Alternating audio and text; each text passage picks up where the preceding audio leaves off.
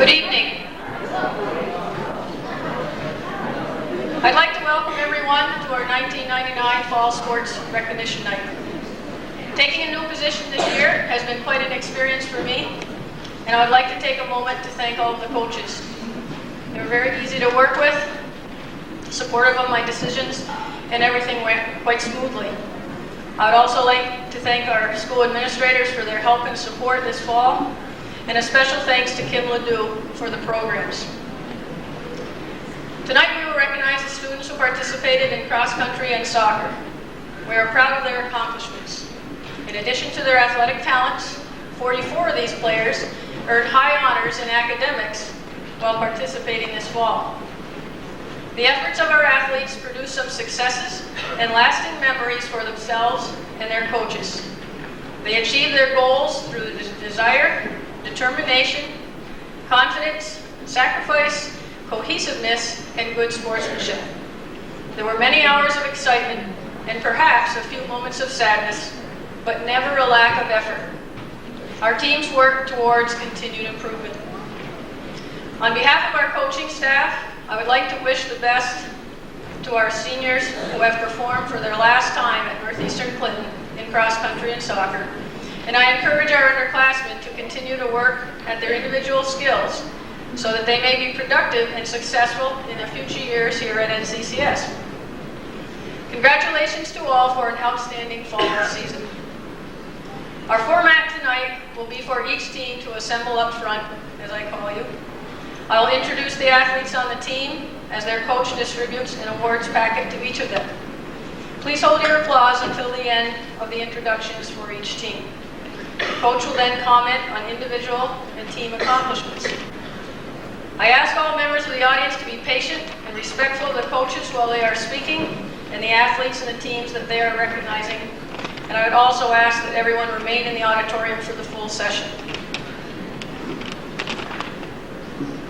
First, the girls cross-country team.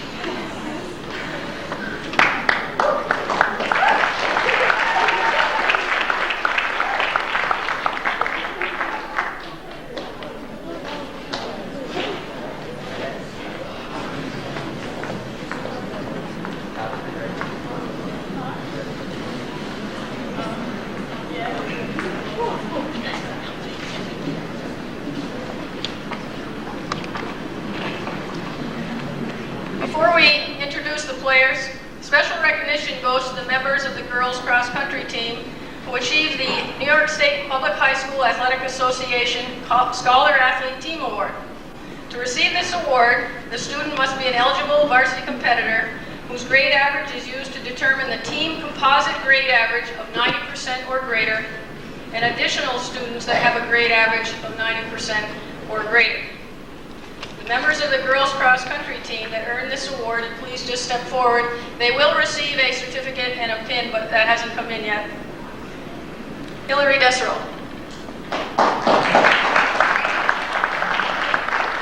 Lana Linscott. Alexa King. Elizabeth Paola. Beth Taker. Holly LaFountain, and Darcy Juno. Congratulations, ladies.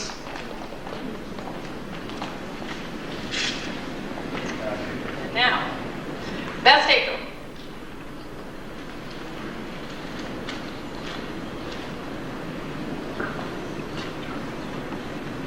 Tabitha Juno. Alexa King. Hillary Desserl. Erin Harrigan. Holly LaFountain. Liz Paola. Masheri Burnell. Darcy Juno.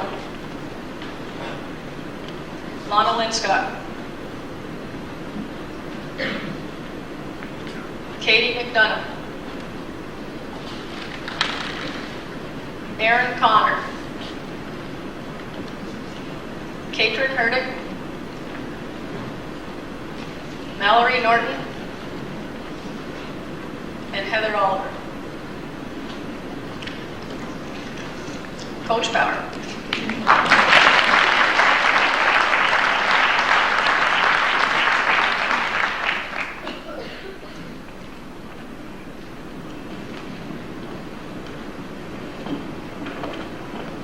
As I've already stated, our girls team represents the 5 most talented runners I've ever coached. All 5 are within 2 minutes of our course record. 4 of these are returning, and our modified runners are 2, 4, 6, and 13 in the entire conference. Miss Cherie Burnell ran very well, although sporadically this year, and frequently ill. She has easily eclipsed her best times in 5K races this year. Alexa King was an all-CBAC all-academic performer who was a strength runner with a perfect foot plan. Darcy Juneau is terrifically talented, but needs 1 more year of hardening as a varsity runner with tremendous potential. Elizabeth Paola enjoyed her best season this year and is probably now ready to run a 500 this summer. Determined as a summer runner as she is disciplined, Beth will continue her improvement next year. Holly LaFountain ran some races where she emerged as a definite challenge to our top 5 runners. Having run her 5 top times this year, Holly might be a big part of next year's team. Erin Harrigan ran our team's 2 fastest times this year, coming within 16 seconds of last year's mark, the 2nd fastest ever run on our course. A young lady who proved her mettle in the closing weeks of the season, missing CBAC All-Star status by 1 position, Erin Harrigan. Katie McDonough possesses a singular talent, foot speed, a fluid style, and is more mature with each passing year. I know she wants to break our course record, and she needs but 80 seconds to do it.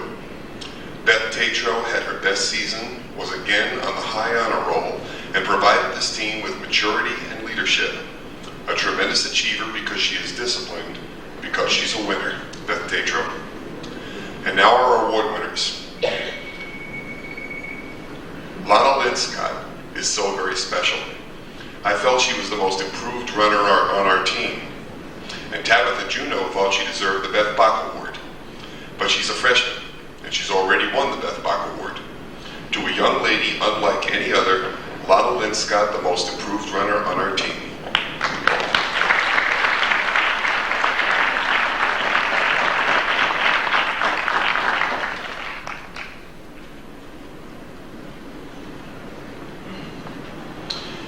Desero was our leading runner in every race except 2. Maintained a 98 average. Eat your heart out, Haley. And missed CBAC All-Stars by 2 places. Our most valuable runner award, Hillary Desero.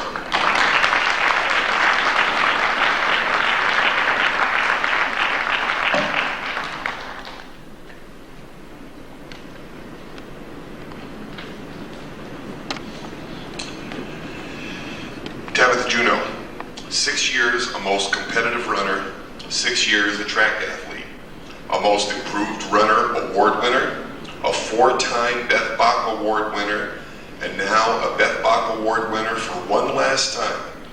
The only person on the bus who can outdance the coach, and this year's Beth Bach Award winner, Tabitha Juneau.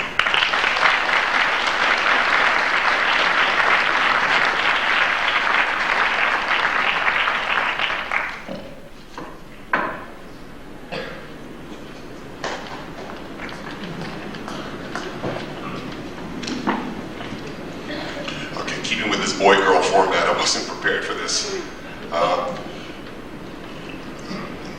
Okay. Our girls modified team was perhaps our most competitive ever. Mallory Norton placed 13th in a field of 45 runners to easily post the team's most improved performance of the year.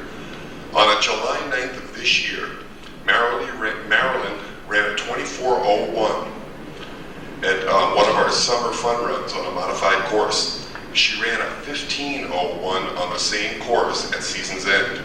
easily the most improved runner on the team for modified, Mallory Norton.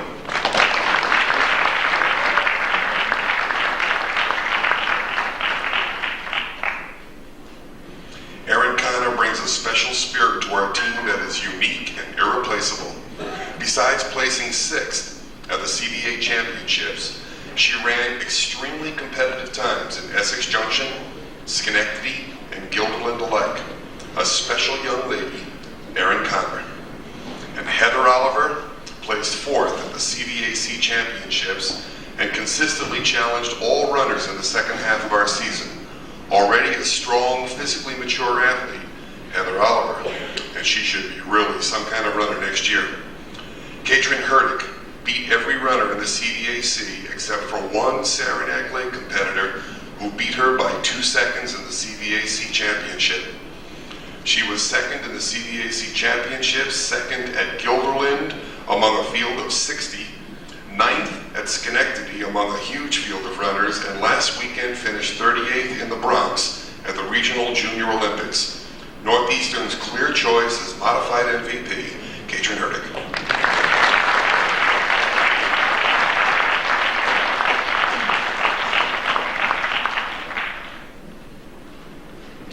Thank you very much, ladies.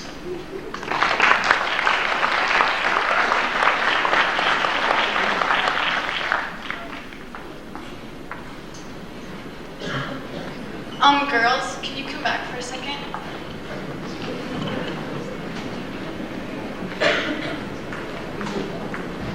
Thank you.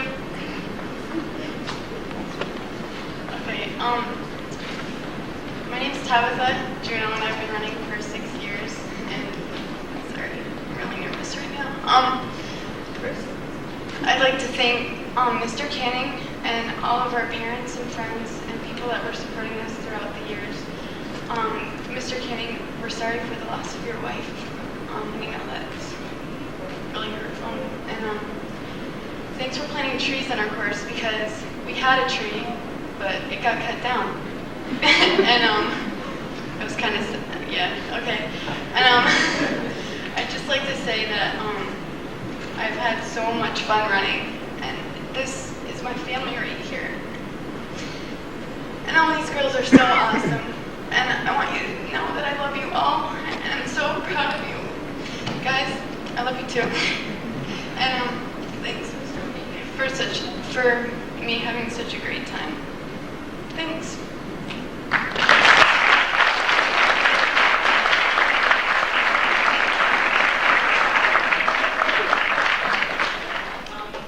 I know I've only been running for 2 years, but these have been the best 2 years I've had with you guys running, and it makes me kind of sad to think next summer I can't come back with you guys and start during the summer all those long, hard practices. But you know, I'll come back and watch you run and have your CBACs here.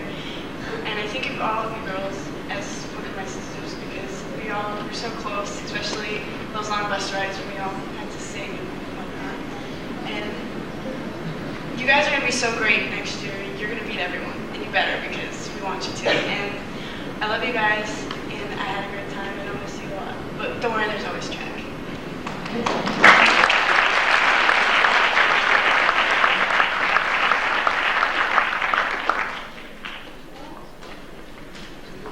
These flowers are to Ben Deidre and Dylan Juno, our 2 seniors on the team, and we love you.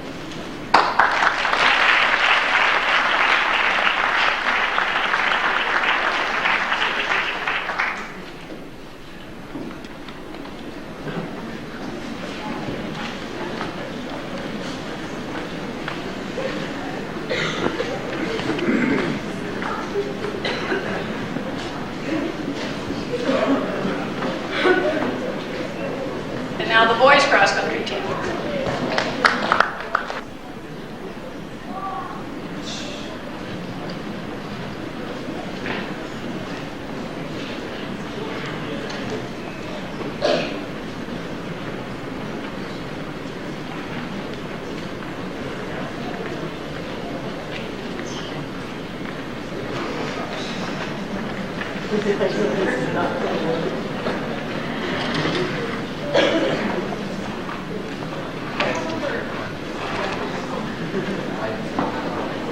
like their female teammates, some of the boys on this team also earned the New York State Public High School Athletic Association Scholar Athlete Team Award, and I'd like to introduce them.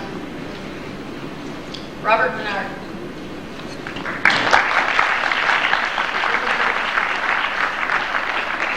Zach Perrin.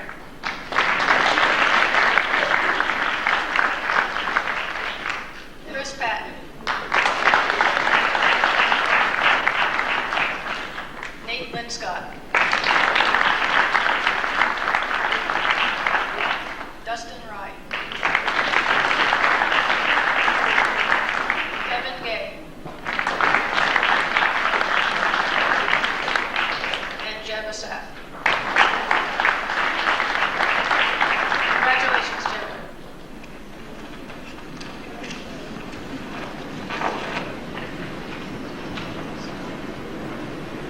Jeb Asaf.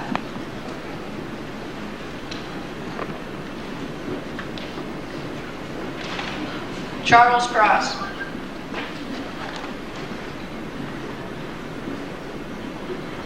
Zach Perry.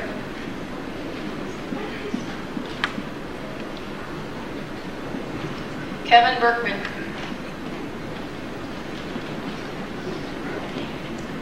Matt Paquette. Brad Burley.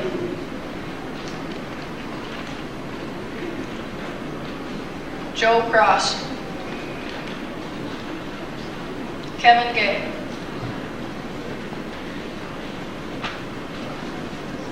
Jason Lemoyne. Nate Linscott. Chris Patton. Robert Menard. Josh Oliver. Ben Perrin. Justin Wilson. Garrett Woodward. Dustin Rye. Tyler Gay. Jacob Miller. And Michael Harrigan. And again, Coach Power.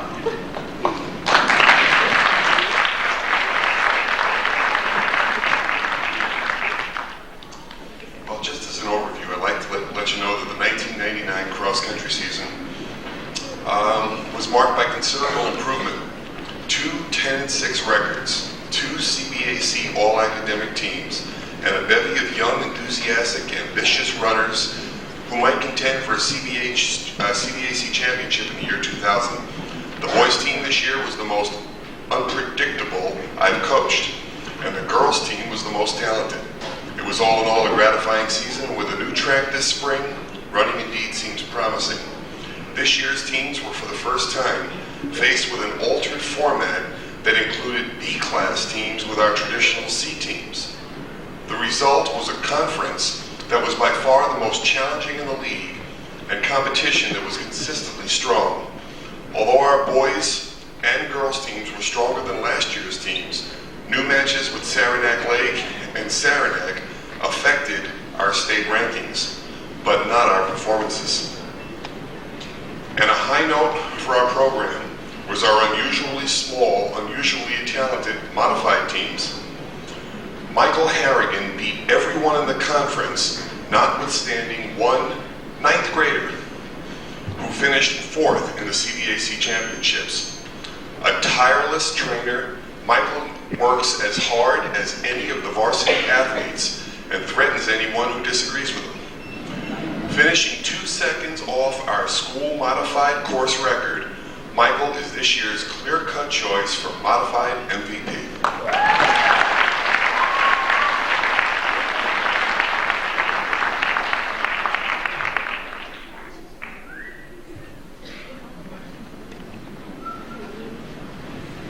Easy on the whistling, Miss Gilroy. Thank you. Jacob Miller ran competitively all season and was consistently one of the top 10 runners in the conference. Our girls modified was perhaps our most competitive ever, and all in all, I would have to say that this boys team next year, based on what we did this year, we have as good a chance as any team in the conference to win the CBACs. Okay. Chris Patton trimmed 7 minutes from his personal record time at the beginning of the season. A steady worker with a 94 average, Chris is a big reason why the boys team won another CBAC All-Academic Award. Brad Burley did not compete in invitationals, but nevertheless ran respectably at all triangular meets. Dusty Rye is a superstar. He is so consistently puts forward tremendous effort with but modest rewards. Clearly, Dusty's satisfaction comes with his efforts, his competing against such formidable obstacles. Everyone's favorite plugger, Dusty Rye. And you know, this kid deserves something really special because last year at Schenectady and Albany, they turned off the clock in a 1.4 race. I was kind of personally insulted as his coach, and I never got Dusty's reflections. This year, he ran a 3.1 race and beat the clock. And I really appreciate that. I know Dusty does too. Justin Wilson ran 500 miles this summer, broke the 20-minute barrier easily with a clocking of 19:35, which is just incredible when you consider what he did last year. And he was truly a leader by example his entire year. Ben Perrin was a real surprise this season, perhaps even to himself. He lowered his 5K mark by 5 minutes, running just about every summer fun run we had this summer. And he won some hard-earned respect from runners and teachers alike. Tyler Gay is a gamer. He and Zach Perrin were most often seen together at practice, and his plans are to be doing the same thing this indoor workout with Zach this winter. Improved 7 minutes from his summer fun run times. Tyler is a big reason why our young runners can next year be a prideful crew. And Jason Lemoy's improvement was nothing short of staggering this year. Jason improved his time from 31 minutes on our course to 22 minutes. And he is obviously a co-winner of this year's Most Improved Runner Award, and I'm really happy about this, Jason Lemoy.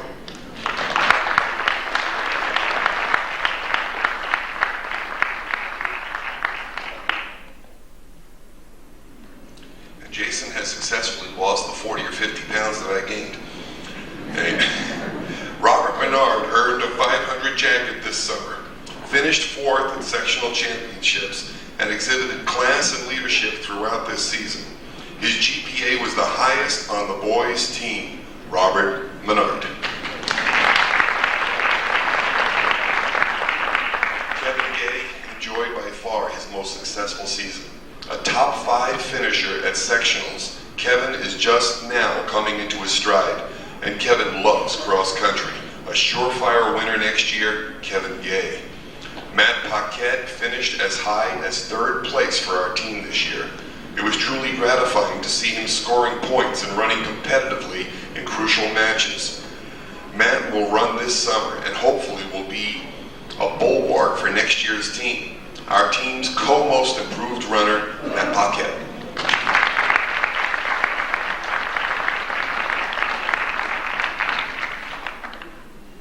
I'll give him an MVP next year if he wears a tie. Okay, sorry. Josh Oliver finished 2nd in our home meet against Seton Catholic and shocked everyone but me. From the time Josh was a 7th grade modified runner, I recognized him as one of the league's strongest runners. A sure CBAC All-Star with a summer of running. Josh can be as good as he wants to be. Joe Cross was injured and essentially did not run to his expectations. I think some of the injuries were fighting with Michael Harriet, but I can't be sure. But he could be a major runner with virtue of his speed and considerable strength, Joe Cross.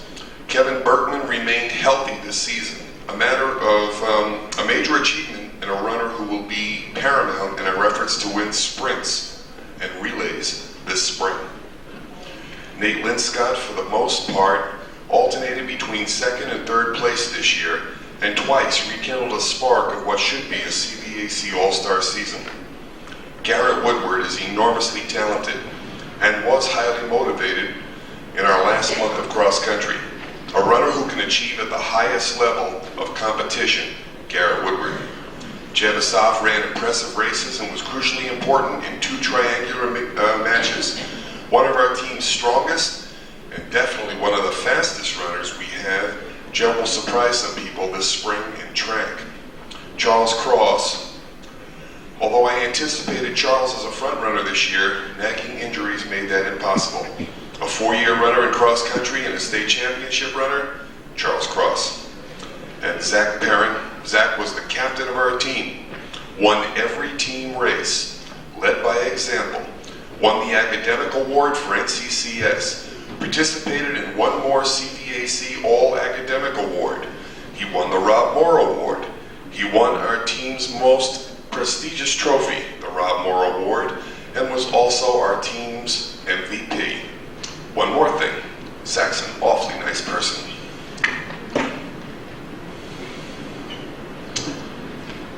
MVP and Rob Moore recipient, Zach Perrin.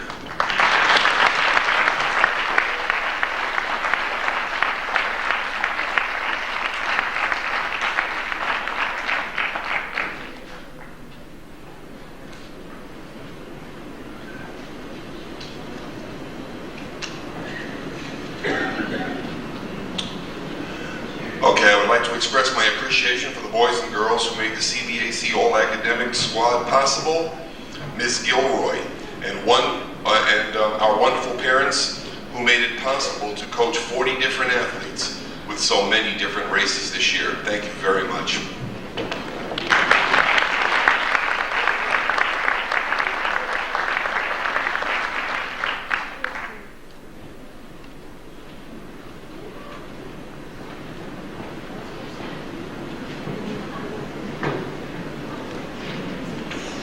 Hi, my name is Zach Perrin.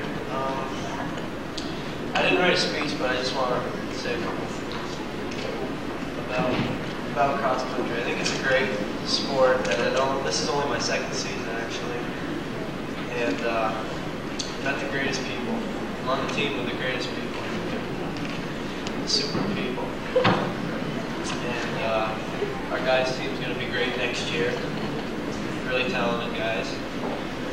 And I'd like to personally thank all the parents that ever came out to see a race this year or last year, because just seeing them there and just talking to them just makes you feel really good. And they're great. And Mr. B is a great coach, and we got him a gift. He's talking about getting back into running. He used to run, so we got him a pair of running shoes and a little boost. They're Nike. Oh, I got a glass. Yeah, it's a football glass.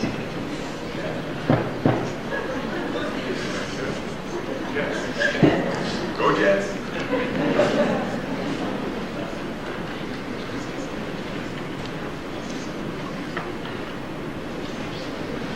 Good job. Hi everyone. I've been running cross country for 5 years now. I'd just like to thank everyone who's ever come to a race. And I know a lot of people out there don't really know anything about cross country, but I'll just give you a little quick. I think it's the only sport that you can love and hate at the same exact time. Because, you run the practices and they're so tough, but I don't know, just the rewards you get from running. Especially Mr. P, he's just a great guy, and thanks a lot.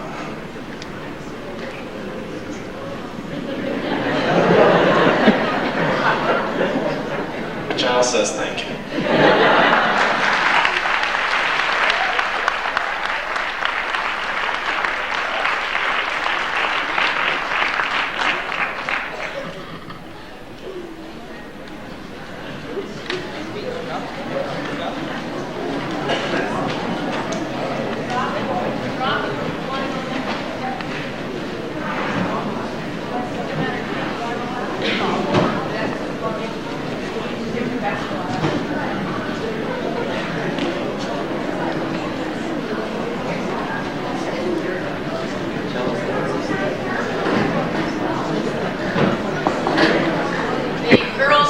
modified soccer team.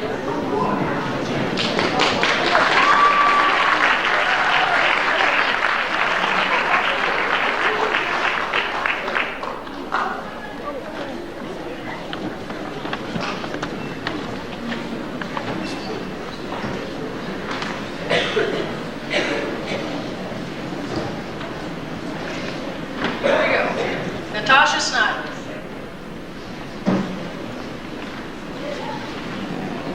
Stephanie Bayshire.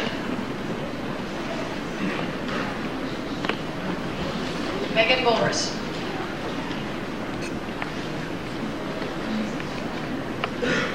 Carrie Guerin.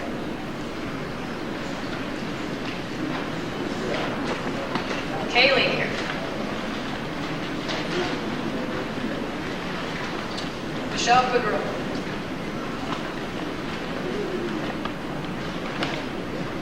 Courtney Jefferson.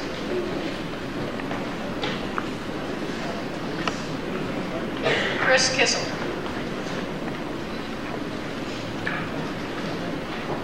Andrea Knapp.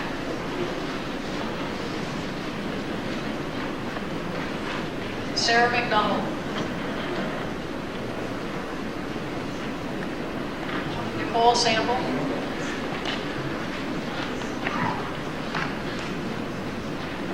Megan Sorrell.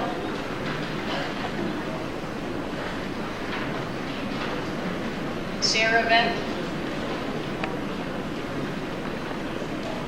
Quinn Babby.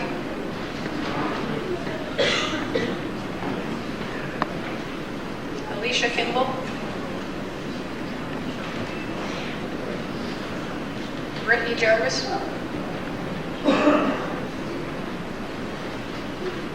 Betsy Macy. Amanda Magor. Nicole Perry.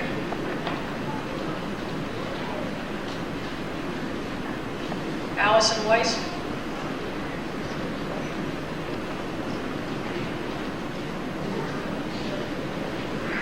And managers Kristen Globe. She left. And Katie Allen. Coach Dewey.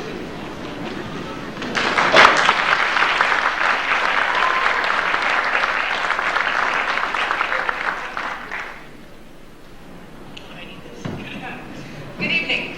Once again, I had the pleasure of coaching modified girls soccer, and what a successful year these young ladies have had. Again, we had a tremendous showing for tryouts with 40 girls showing up to play. They made my job quite difficult as they all exhibited the drive to want to play soccer. After 4 days of tryouts, the team was set. There were 15 players returning from last year's team and 8 newcomers. This was a very good mix of girls, and they played well as a team and filled in some key positions of the girls that had moved up to JV from last year. Once again, defense played a great role in our season, as we had only 4 goals scored against us. But our offense wasn't lacking either, as we scored 49 goals. What was also nice that was of these 49 goals, 17 different people scored. I consider that a great accomplishment.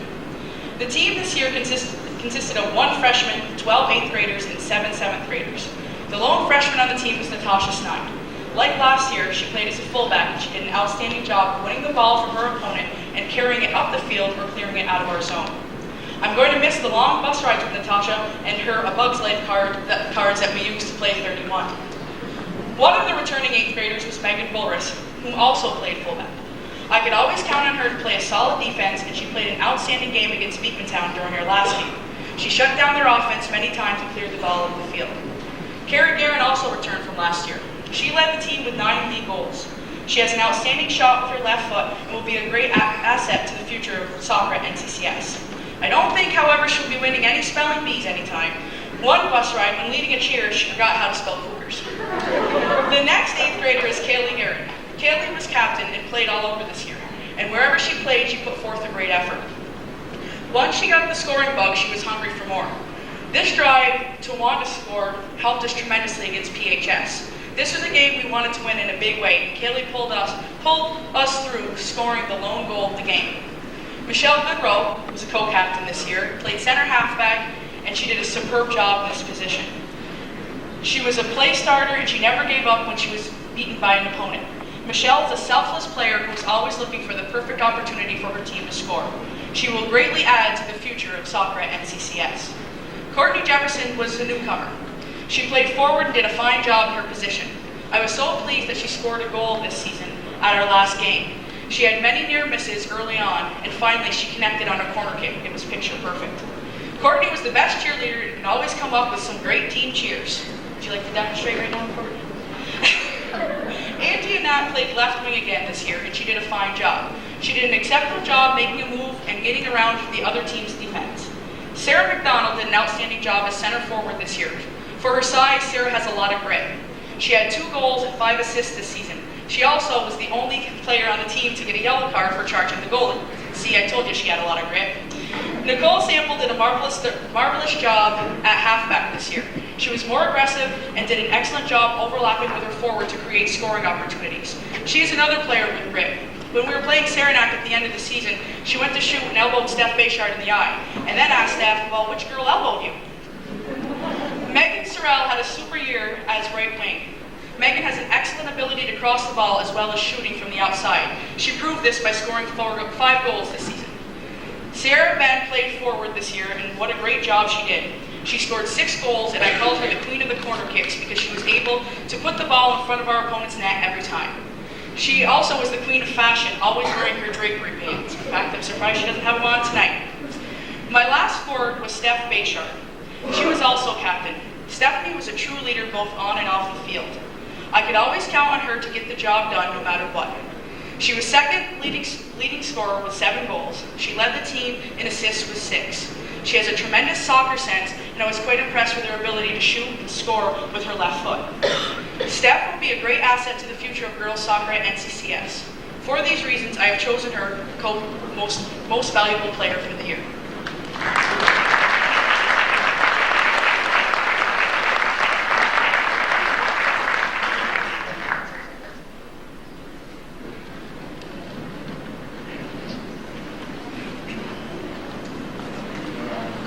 Has been our goalie for the last 2 years, and what a fine job she has done. The ball needs to go through 10 other players before it reaches her, but you can always count on her to come up with the big save. Her best game was against PHS, where she came up with some tremendous saves for us. She also finished the season with 8 shutouts. For these reasons, I have chosen her for co-MVP this year.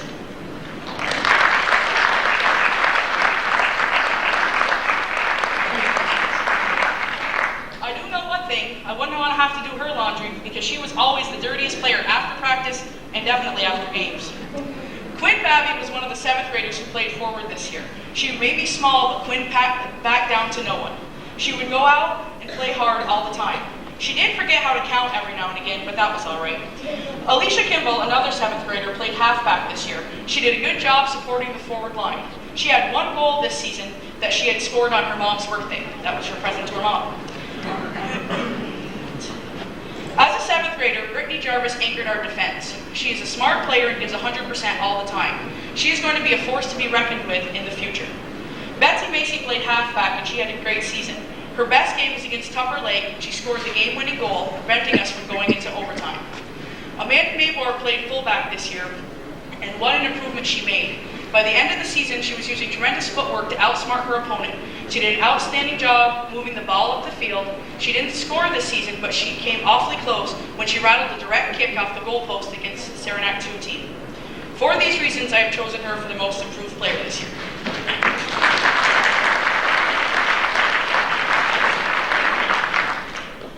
Nicole Perry was also part of our exceptional defense this year. Nicole has many skills a soccer coach likes to see. She can kick and throw a ball a country mile. She proved shooting from the outside can result in a goal as she scored from 25 yards out with Ticonderoga. She may seem quiet for the most part, but boy does she like to cheat when she's playing cards. Allison Weiss rounded out her defense with her strength and speed. She usually thwarted the opponent's offense. She has a tremendous soccer ability and she will be a great asset to the future soccer teams at NCCS. And I'm looking forward to working with these 7th graders who will be 8th graders next year. I would like to congratulate the other fall teams on their great seasons. They should be proud of their accomplishments. I would like to thank Kristen Globe and Katie Allen for being our managers. Also Rob Francis and Josie Gilroy for their help and advice throughout the season. I would also like to take a moment to thank the parents for being loyal fans and supporting us throughout the season. Without your dedication, athletics would not be successful. I would like also take another moment to thank the town soccer coaches, because without their help, we would not be able to produce such successful school teams. And last but not least, my husband Larry for all the support through the season. Thank you.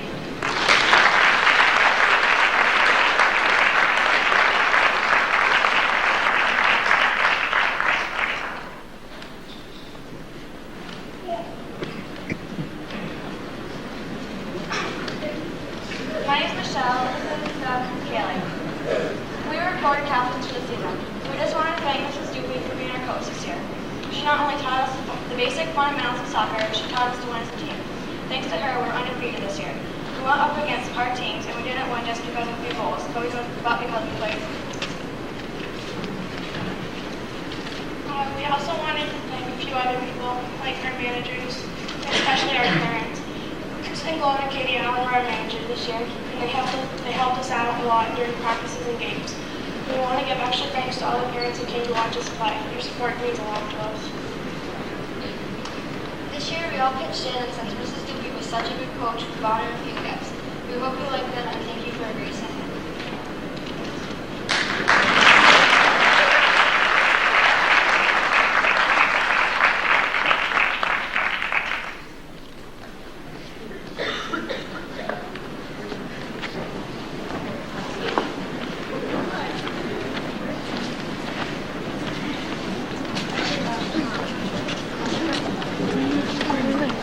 I'd like to call up the boys modified soccer team.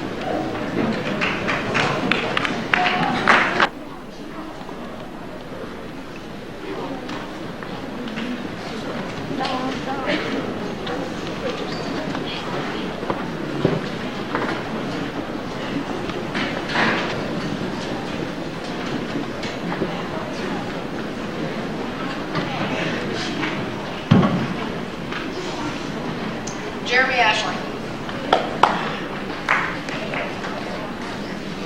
Adam Burnell. Kyle Cartier. Matt Defia. Alan Mavor. Kevin O'Connor.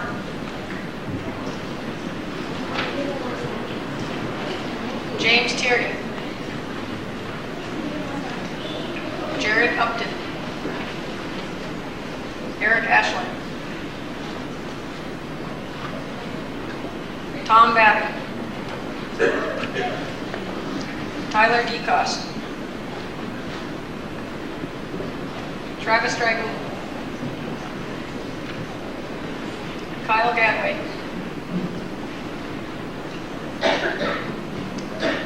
Corey Letourneau. Keenan Manette. Mike Rao. Brandon Sample. And the managers, Mike O'Connor and Matt Phillips.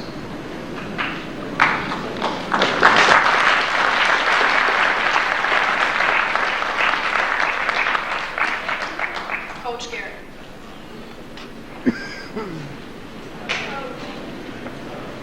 Thanks, I appreciate that to start off with, the only coach that doesn't get a clap. Thanks.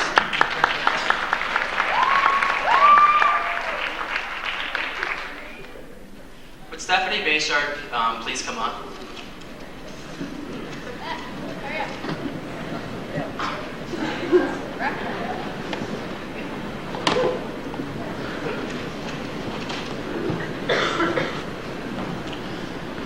Steph and I have a pretty good relationship. We're always joking, whether in school or on the field. She tells the boys they're gonna kick their butt and so on. But she always has something that she makes you just always want to just grab her by the neck.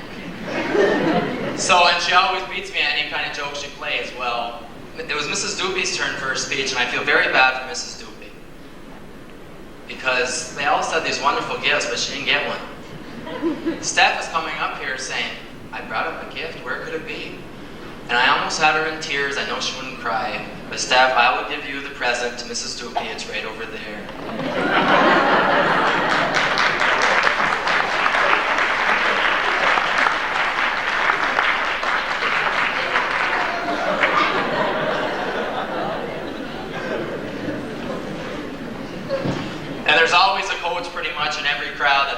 prepared, and Josie, she always puts everything on me because that's usually me. These young athletes here standing before you tonight, I don't think I've ever had a team as hardworking and determined as this group before you tonight. They did whatever it took to hard work and practice, sometimes bite your tongues when you're upset, and they just took up to the field and gave everything they had. And you'll hear about their success. When starting the season, we knew we had our work cut out for us. A little bit of conflict of interest, not everybody really sure what we're here for. We took care of that during practice time, and together, sometimes team conference and team meetings, we definitely needed to do that. And once we established that our goal was to be competitive and most of all have fun, like I said, I don't think I've ever had so much fun. Soccer's a great sport to coach, and this team could not have been any more ideal to me. So basically, with our goal in mind to be competitive, this team's drive for excellence, they really pulled off a lot of surprises. I can tell you, and they know, often the other teams, when they get off the bus and they see get us off the bus, we were laughed at an awful lot because of our size. And they really worked hard and definitely showed the other teams that size really is not something in soccer because they had the heart. We completed the season with 9 wins, 1 loss, and 1 tie. Before you heard all the coaches talk basically about each one of their team members.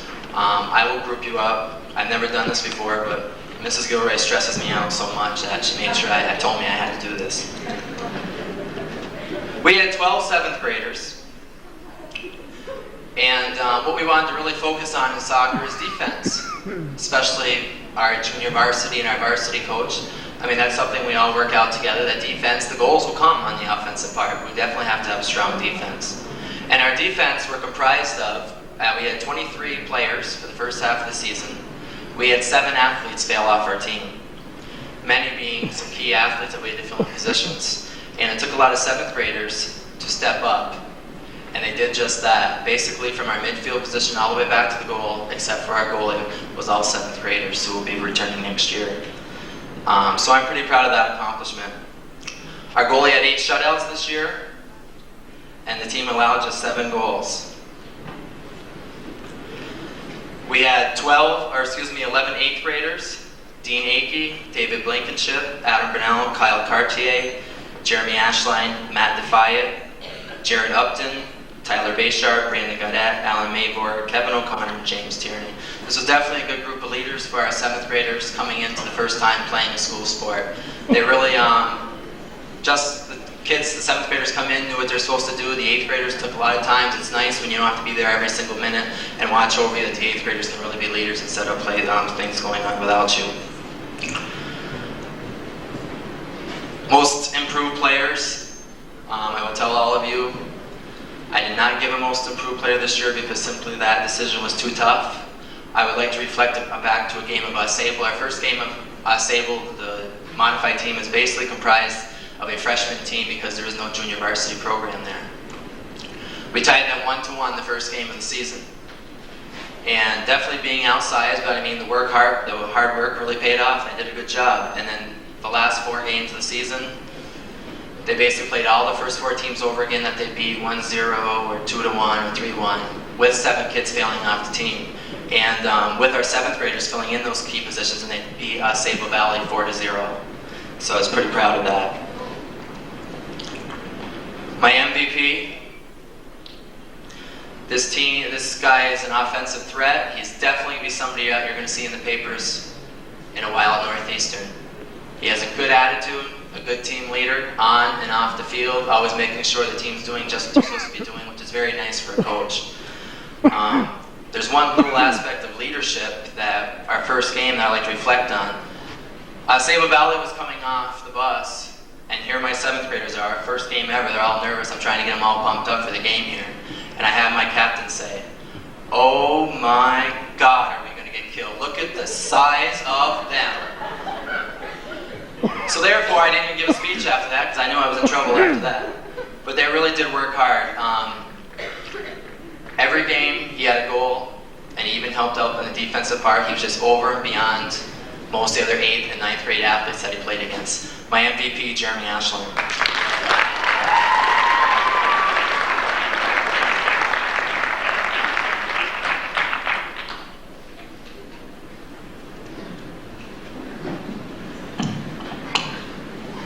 I have one more MVP this year. Usually I would not give one to a 7th grader, especially when they're returning, but I feel this individual deserved one.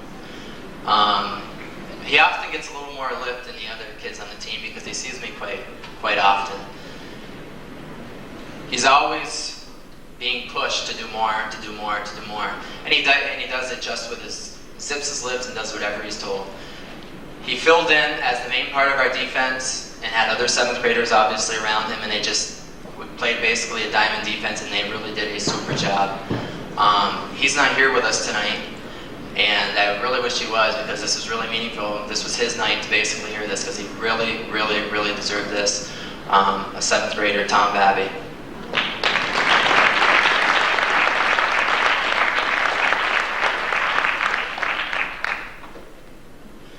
I'd like to thank Mrs. Gilroy for all of her support. I would especially like to thank Frank Dumas and Dale Hawksby. I know a lot of times you always hear us over and over again thanking our coaches at the higher levels, but truly it is necessary. Frank and Dale care just as much about these guys as they did their own, always with our equipment, always finding out our practice plan and what's going on. They always were involved on scores and so on, just basically looking out for the kids and knowing what's going on, so I appreciate that. Most of all, I'd like to thank the parents. Without you, none of this would be possible. The athletes, it was a wonderful season, filled with much memories. I really did appreciate it. I would encourage all of you to practice during the off season. They've had the talk before, and I will state to all of you out there, we have presently 9 Youth Commission Pee Wee soccer teams. So we're going to be seeing numbers really climbing here in Northeastern, which is great for our program, but it's really, really going to put in a lot of hard work to make these teams. So I remind you about that. I'm very pleased on how you represented your school. This is probably the first time we had a lot of referees come over after the game as far as sportsmanship with this Cougar team in front of you, and that's really one thing we dwell on is our sportsmanship. I'm very proud of all of you. Thanks for the season. I had a great time. Thanks.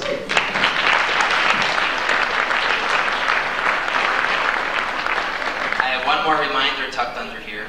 I cannot forget my manager. Some days I could.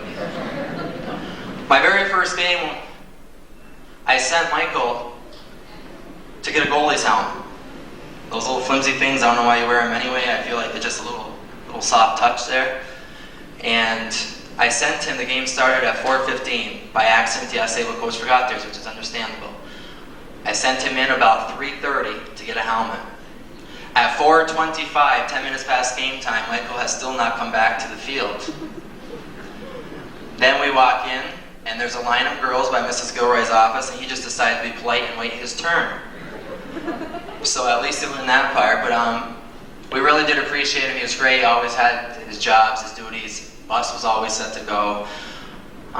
Basically, I was not prepared, Michael. I did not buy a card, but I think it's more because it's meaningful. It's from the heart, and it's my beautiful artwork. And if you'd come up.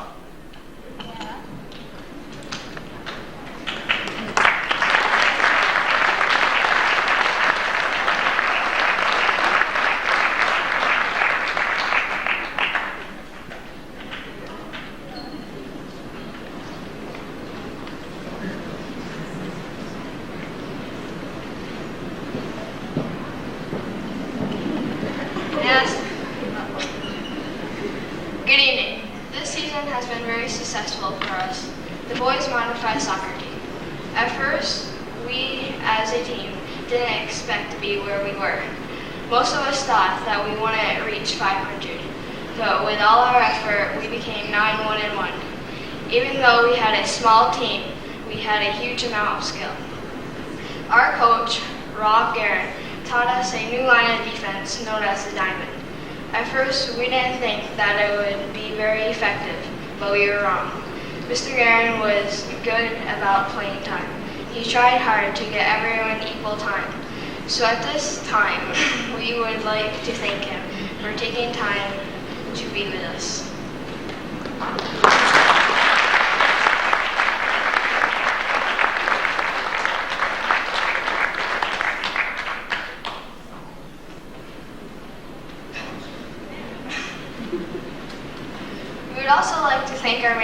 for all their hard work they put in for us during the season. Matt Phillips and Michael Connor. We would also like to thank the parents for giving us support throughout the season. Thanks.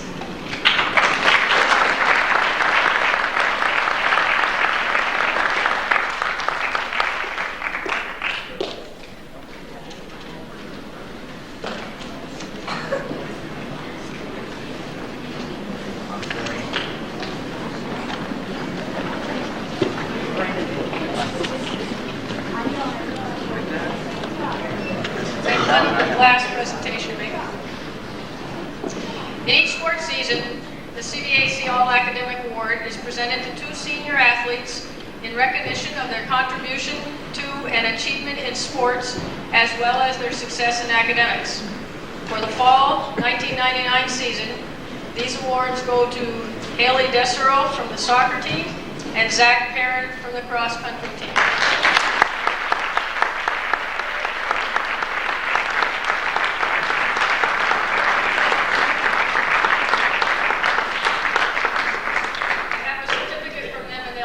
Getting the patch, which is on its way.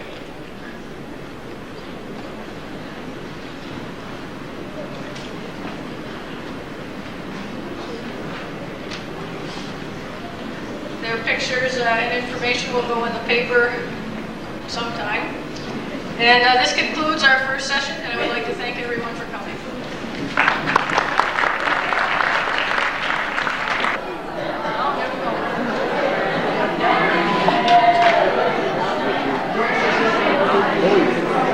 I'd like to welcome everyone to our 1999 Fall Sports Recognition Night.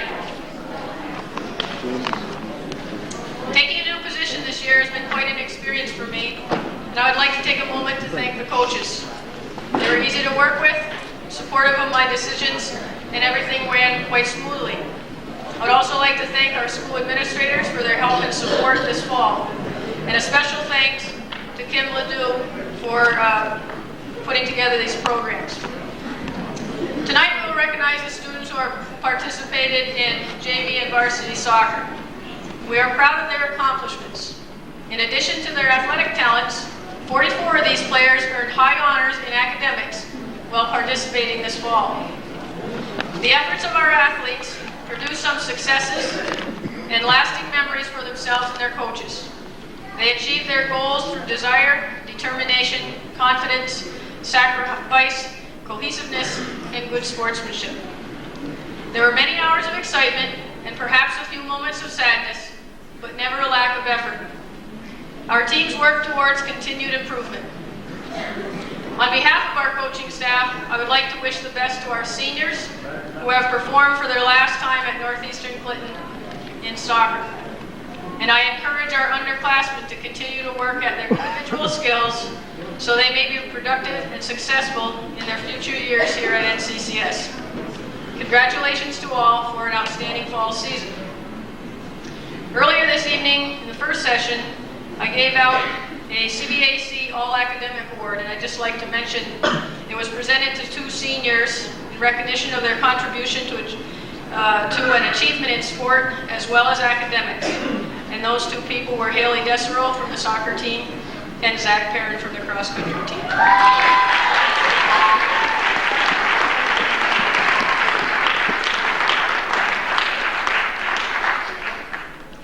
Our format tonight will be for each team to assemble up front.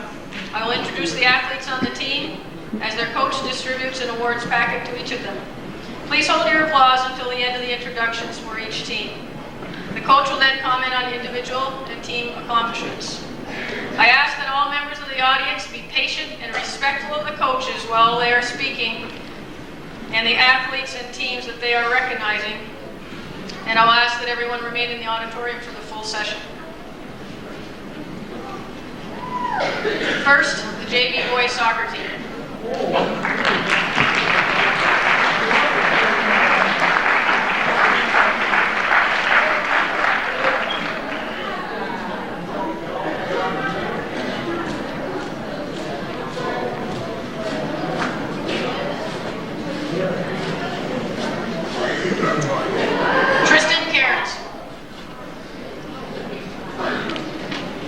Ryan Casey. Sean Casey. Mike Caston. Jason Desero. Ben Duty.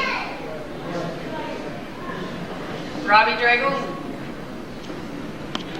Bryce Gadway.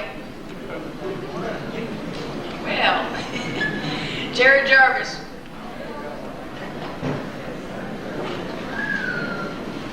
James Jeanette.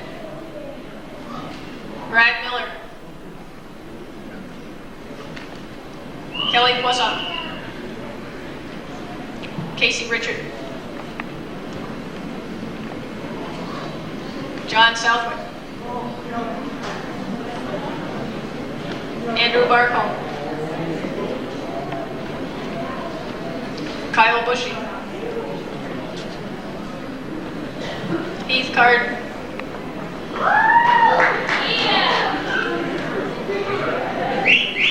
Ryan Delaney.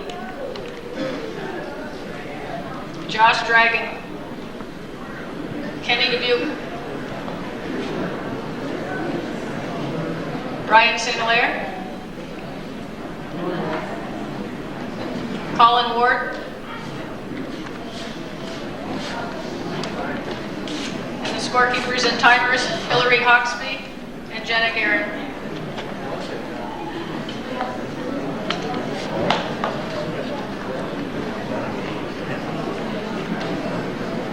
Coach Dumas.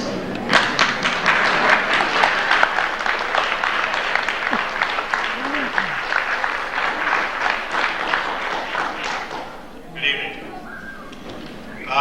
First thing I'd like to do is thank all the athletes for the wonderful fall sports season they gave this community again. Losses you can probably count just over one hand among the whole program.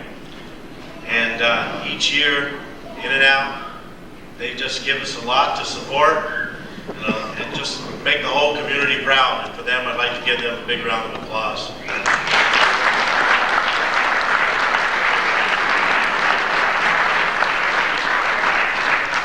These athletes work real hard and they deserve all the recognition they can get. I'd like to say thank you to the Booster Club. Again, this year they were the ones that sponsored our JV tournament at the beginning of the season. Another person I'd like to acknowledge tonight is John Hogan. He's probably become our best fan in the whole community.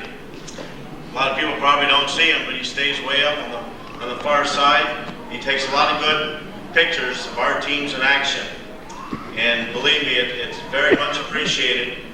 I have envelopes here tonight. I went through these pictures the last couple of days, and I had a picture of just about everybody on the team in some kind of action photo. So I separated them all, and I'm going to give them to the boys tonight. But it's really appreciated, John. He doesn't accept anything. He comes up to me and says, "I just love doing it. I love the game." He follows high school, college, watches it on TV. Just has become an avid soccer fan. He's very much appreciated. I'd like this gentleman to stand up right here. He's right in the front. This is John Hogan.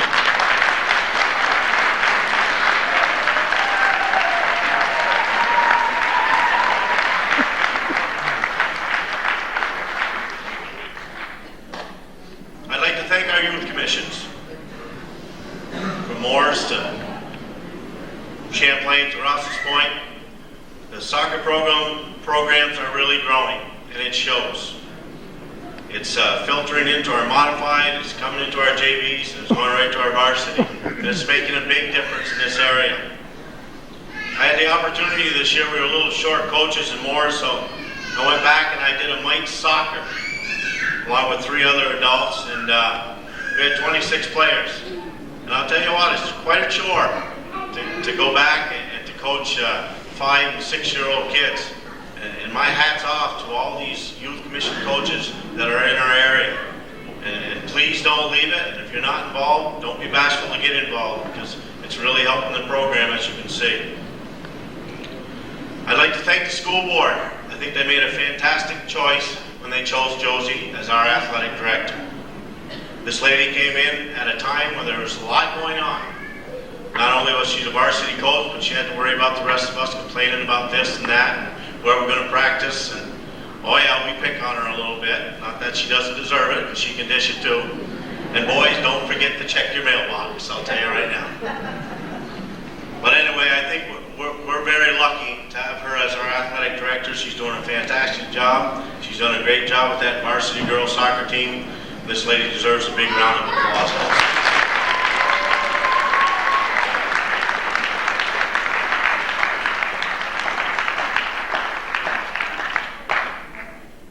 Our modified boys team, coached by Rob Guerin, did a great job.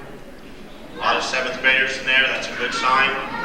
Probably have a lot of them back again. They had a nice record, very competitive. And communications-wise, he had spoke about it earlier. Thank Dale and I for communicating with him. But I'll tell you what, he does a good job also coming to us, and we're aware of what's going on, and he knows what we're doing. And again, I'd like to thank Rob. And also, I'd like to thank the varsity coach, Dale Oxley. Does a lot for me. Keeps me in touch with everything I need to know, and that's appreciated very much at this level. When the communications are there, it seems to go a lot better, and I appreciate Dale very much for this. My team, we started out, beginning of the year, looked around at each other, said, geez, we're the last JV team that's ever going to play at Northeastern. We might as well go out a winner.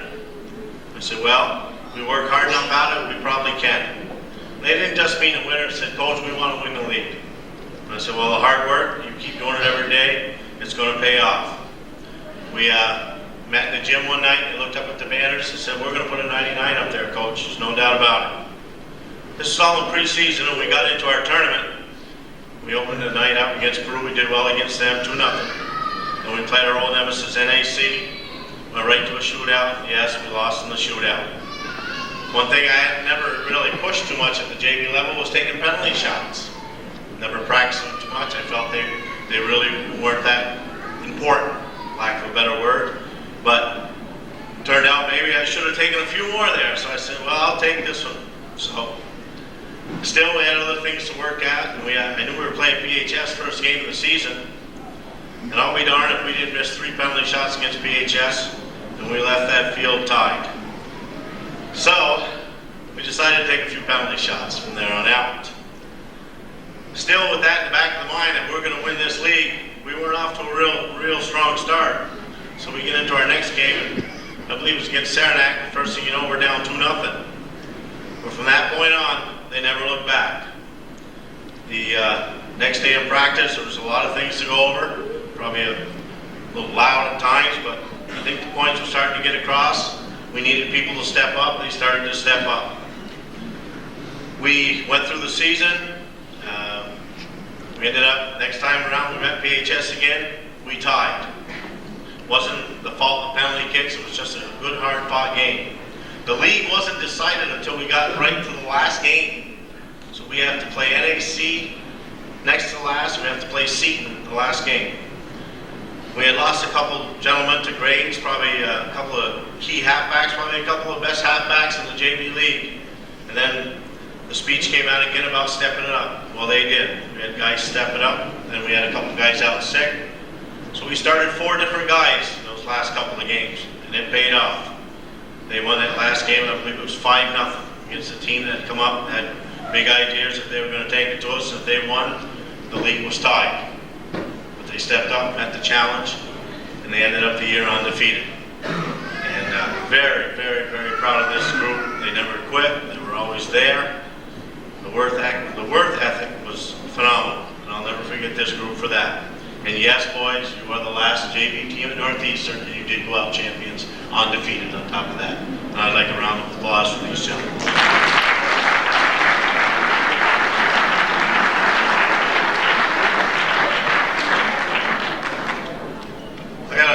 Few things I'd like to give away here. Had a little help during the season.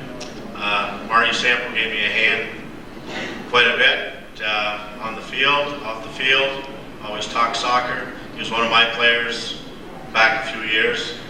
I'd like to have him stand up. One of the boys is going to bring you up something. Just a big thank you, Marty.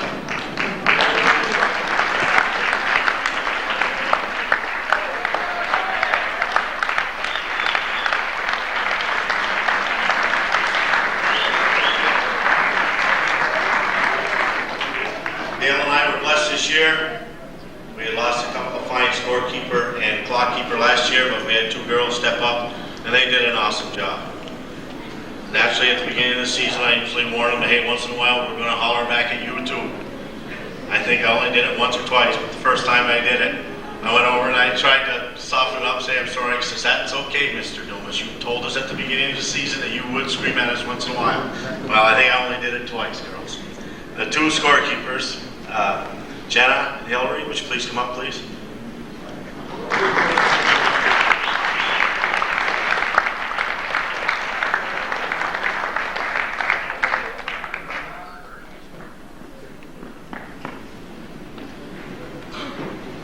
And my most improved player, I had a lot of gentlemen improve. I think they all improved.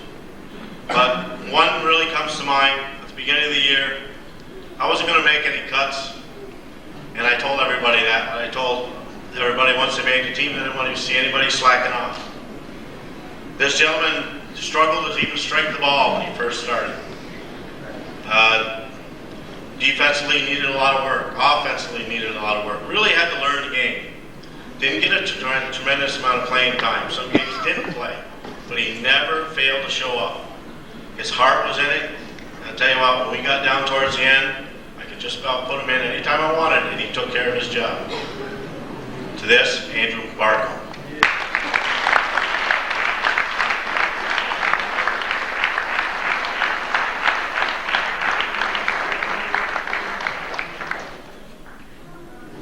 MVPs, I feel I had 7 or 8 of them. I had a strong, very strong line. These gentlemen had no problem scoring goals. Halfback position, I was deep. Fullbacks, deep there also. I had a real good keeper. It was really tough. I was going to give 3 or 4 of them. And I did. One thing that changed my mind as we got down towards the end of the season, we were playing NAC. This gentleman got hurt a little bit. He had to be taken off the field. One of the players sees him leave and he says, okay, fellas, now we got a chance. Let's go at it right now while he's off the field. Against Peru, I heard the same thing when this gentleman had to come off the field. So that kind of helped my decision a lot. This boy is a great leader. Probably make a good captain at the varsity level, Heath Carter.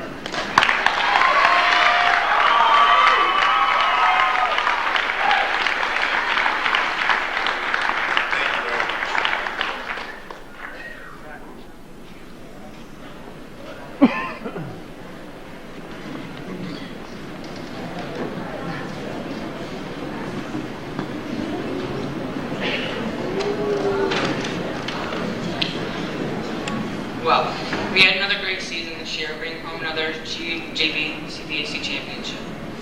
We won every game with hard work and working together as a team. We had 2 ties, both against the same team. We just couldn't manage to put that goal home in either game to give us the win. We worked hard at practice and the show. In our Booster Club tournament, we lost to our rivals in a shootout. Then a few big fields later, we beat them twice in the regular season. And Mr. Dumas, don't think we haven't forgot about that big field he gave us last year. Our practices were hard, but we still managed to have fun. According to Mr. Dumas, every time we would touch another guy on the team, he would think we were gay. Mike always thought that he could beat up Mr. Dumas, or he could take Marty, but I don't think he really could. If he couldn't manage to do anything right, Marty was always there, and he could always help us out when working on it. I'd like to thank Mr. Dumas for being a great coach, and Marty for helping us out, and Hillary and Jenna for keeping our score. We gave a little gift for all of them too.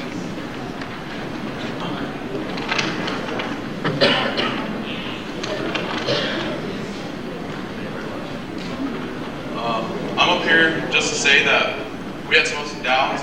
We lost a key player, Josh Dragon. He had eye surgery. He's getting better. Still lays on his stomach 3/4 of the day. And I just hope that you pray for him and hope he gets better. Thank you.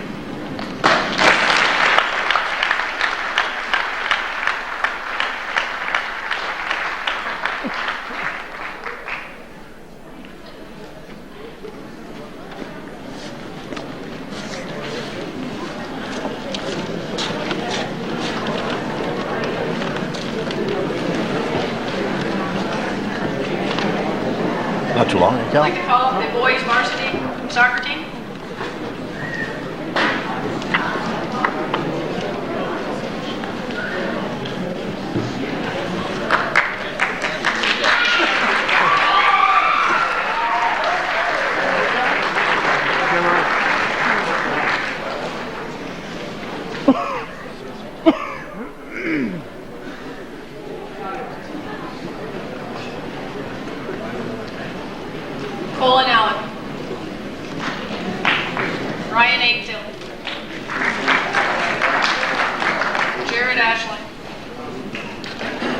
Jeremiah Colby,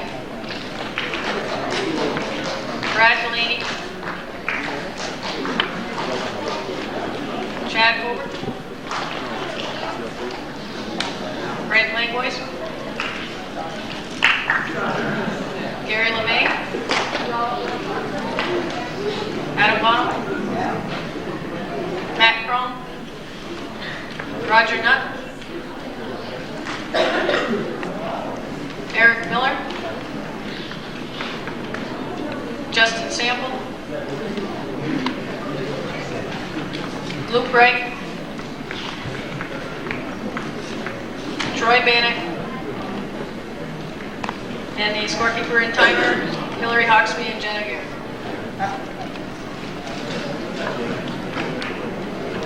Coach Hawksby.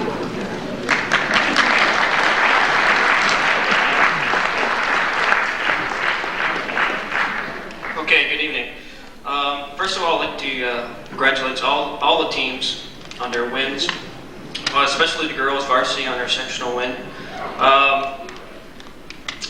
They had an outstanding year, and just a little bad luck on that last game. They had a really good season. I'd also like to thank the boys modified team. Rob did a nice job. I had an opportunity to go down and look at some of his games, and he's really got a fine program. He's an excellent coach. Also to Frank, nice season, another nice season. He does well with that program year after year, and like he said earlier, the communication's there between all three of us, and that really helps out a lot. And his kids played an outstanding year, and I'm looking forward to working with the boys next year. This year's team, let's talk about a little bit last year's team. Talk about it because I had so many seniors last year. I had like 15 to 16 seniors, and I had about 3 returning starters. Gary and Brian and Brent played off and on, and Colin. And so that was a big loss for our team. So we lacked some varsity experience. So how are we going to do this year? Well, we got out there and I got them in shape and running around, and we're doing all right. We come to the Pizza Hut tournament. We played a tough Enosburg Falls team, and they really gave us a good game, and we lost them in a shootout. So it sets the tone a little bit. So we started off the season, and it reminded me of a roller coaster season. We had our ups and downs and more highs and lows, but it was tough getting these guys on an even plane. Once they were all on the same page, they did an excellent job, and we played some really good games. Start of the season, we ended up losing 3 big games, Plattsburgh, NAC, and Seton, in the first half of the season. I said, well, we still got the second half to put it together, and we did play well in the second half. We beat Plattsburgh on a really sound game, 2-0, and kids really worked hard that game. And we sort of had a little letdown the next game against Saranac. A little bit, I don't know, they thought something different when they walked on Saranac, I guess. But hopefully we learned our lesson, and we moved on, and we played against NAC, and we beat them up there 2-1. Another excellent game. The kids really worked hard. And then the last game, we played against Seton down here. That was a tough loss. It was a funny thing to see. I'm never going to forget that one, fellas, that's for sure. But I think it did cross the line, and so we know how that works out. It was a tough league this year, and a lot of the other teams, they all gun for us. We're Northeastern, we got an excellent program. So the other teams, they try to play their best game against us, and so we gotta respond with that. And again, the kids did respond, and really had a super season. Run off some points here. Colin had 11 points. Ryan Angel had 24. Gary had 19. Ryan had 2 games. He had 2 goals each. And Gary He had 3 and an assist on one game.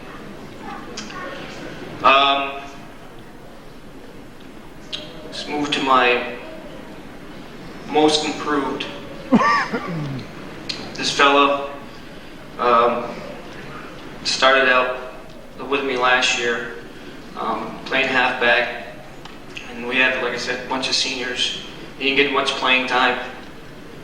This year I decided to give him a shot playing up on the line, and he did a really excellent job. He's got a big heart, because sometimes he gets pushed around a little bit, but he gets up, keeps on going, and most improved goes to Chad Fulber.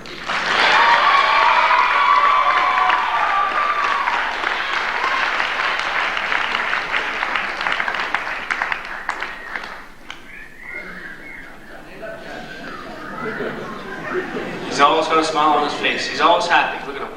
He's happy. He's good. He's a little. MVP. Start out with defensive MVP. Talking to Frank beginning of the season, we talked about this guy, and Frank said he can play. And I watched him play a little bit. I said, that's a tough position back there. Well, he can play. Well, okay, we're going to give him a shot. So I put Justin in goal. I already had Gary back there. He played a year back there. And it's tough replacing Gary because he was an excellent goalkeeper. Asked Gary, what do you want to do? Okay, I'll play line. Okay. Justin, you're in net. We're going to give you a shot. He's an outstanding goalkeeper. He's got reactions like a cat. Sometimes, if you ever see him watch this guy play, he dives and he comes out of nowhere to stop them balls. And he really kept us in the ball game. And some of them had excellent saves. And so my MVP defense is Justin Sample.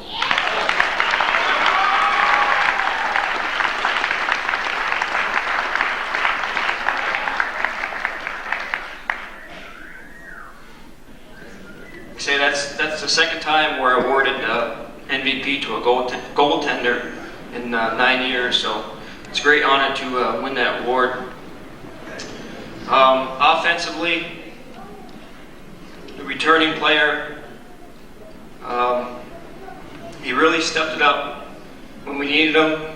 First half of the season, like we say, we're getting our feet wet, and somebody's got to help the team. He's got a lot of character.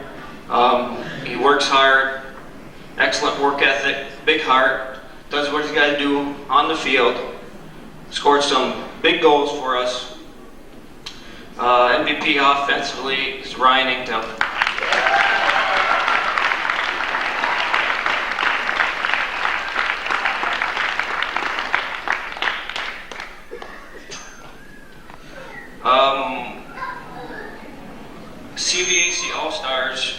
CVAC All-Stars.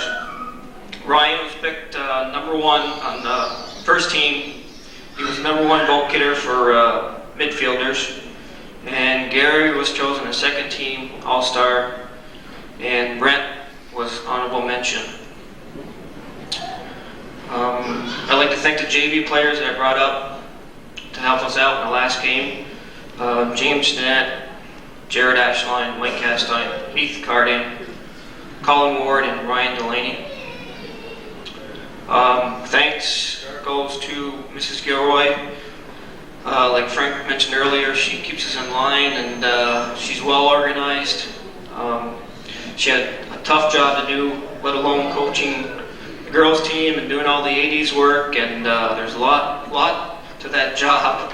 And I don't think she realized it until she took the job. There is quite a bit of paperwork with that job, and the follow-ups and phone calls and organizing. And I see her with her little microphone she has in her mouth.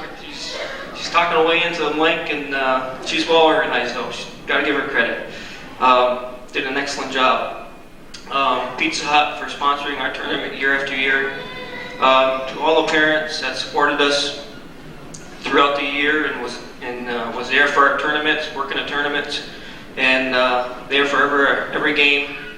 Calvin for taping our games, and the Booster Club for helping out with the tournament too. Scorekeepers, Hillary Oxby and Jenna Guerin. Did you guys get a little bit? Jeremiah, you got something from us and the team?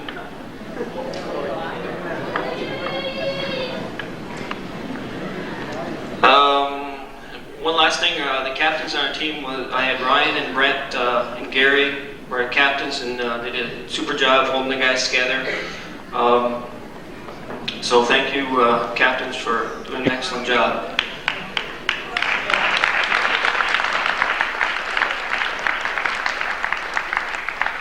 They do deserve a round of applause because I put some pressure on them throughout the year, and they did a super job.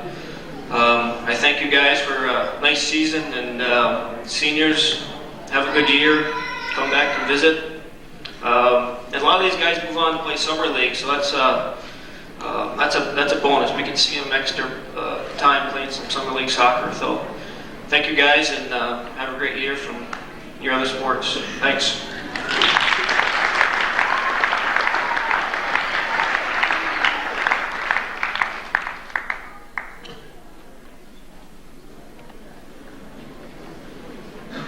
I just want to begin by thanking everyone for coming tonight, and we would also like to thank everyone for supporting us through the season. It has been a good season for us considering the amount of talent we lost with last year's graduating class. We all had our times both in games and practice.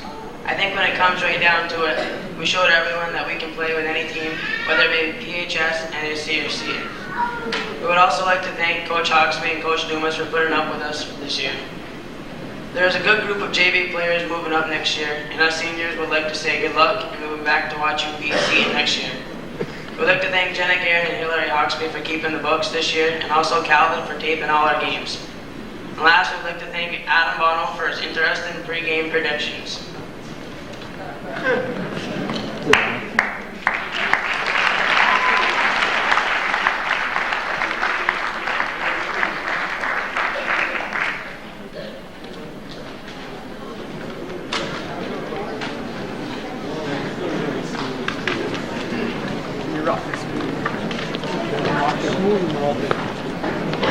No Vaseline. I'd like to call up the girls' JV soccer team.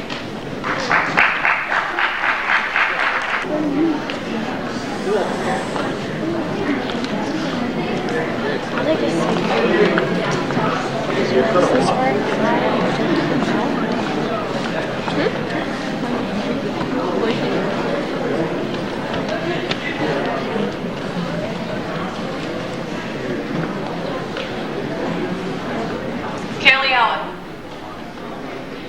Brianna Babby.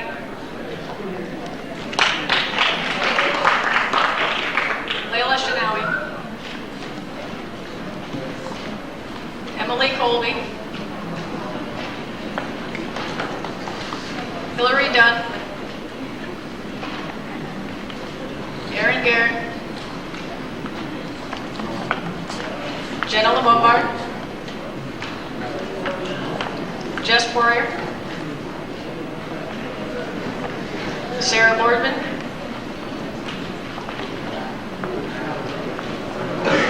Chelsea Cameron. Kaylee Carter.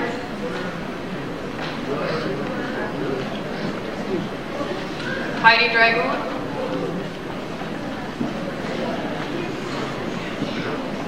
Bobby Hooley.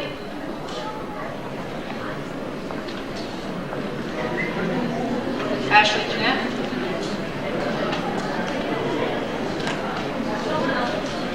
Courtney Johnson.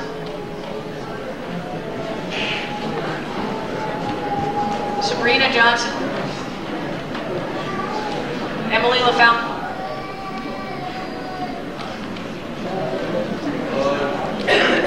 Dana Layboys. Brittany Phillips. Tisha Supranow.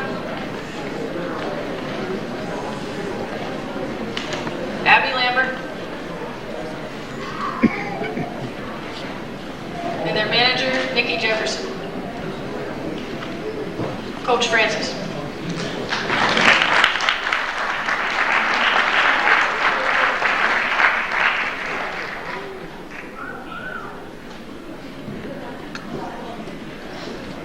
Okay. First of all, I'd like to start by thanking the other coaches also. We all had excellent seasons, as I'm sure you know by reading the pamphlet. The modified coaches did a nice job with the girls and boys coming up. That's only going to help us in the years to come. The hometown cable in Calvin for following our games, doing a nice job. For Josie, for keeping me organized, even with her added responsibilities. I know she took a lot of ribbing tonight, but she won't get any from me because I got to spend a lot more time with her than these guys do.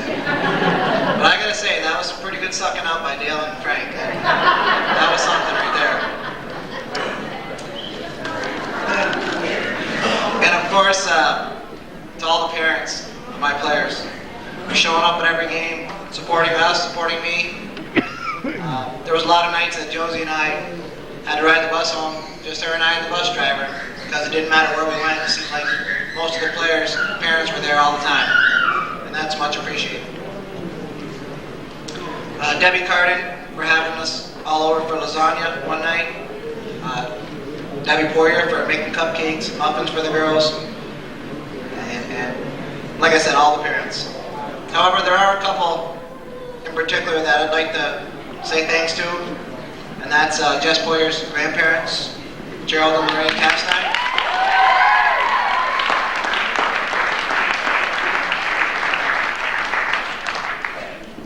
They followed Jess and the team from my first season 4 years ago and her first games 4 years ago, right up through till her last game 4 weeks ago. And it didn't matter what the weather was. They were always there on the sidelines, and I'm definitely going to miss them next year. They had us for spaghetti every year. Even a little surprise shower this year, which was certainly appreciated. So thanks to them. Okay, about the season. After last year tying PHS with the same record, but losing the championship on a head-to-head, there was one thing on my mind all year, and that was revenge. It was easy to see that the girls had the same thing in mind. I was very fortunate to have most of my team back from last year. It really helps when you have a good group back. And I can tell you right now, some of the girls that came back, they were hungry. And it really helps develop the younger players. They ran hard on the hottest days without complaining much. They did everything I asked of them. And most of them came in pretty good shape. There was, after one long run, one of the new players from Vermont said, "Boy, coach, we never ran that much. Our coach told us we could run if we wanted." Well, I guess she figured out that my runs were no longer optional. So it took a little while for someone to get used to playing at this level, playing against girls that are going to run you over if you don't go hard in the ball. And that happened a few times in the preseason. But they got over their shyness and their timidness, and they came along. Girls like Emily, Brittany, Abby, Sarah, where they were shying away at first, they really worked hard, started going hard at the ball, found that the only way they were going to touch the ball in our scrimmages was to go hard. And it's easy. Josie and I always say on the bus rides back that it makes practice easy when your offense has to play against the best defense in the league every day at practice, and that's true, definitely. I mean, if you could score on our offense at practice, then you could pretty much score on any defense in the league. We started our tournament kind of slow. We scored 2 goals in 2 games. We also lost our tournament to PHS. I was kind of shaking my head after those games, thinking that we were going to have problems putting the ball in the net all year, and I couldn't have been more wrong. That was the least of our worries. When I was thinking back over the season, I tried to come up with a few words to describe it, besides obviously outstanding.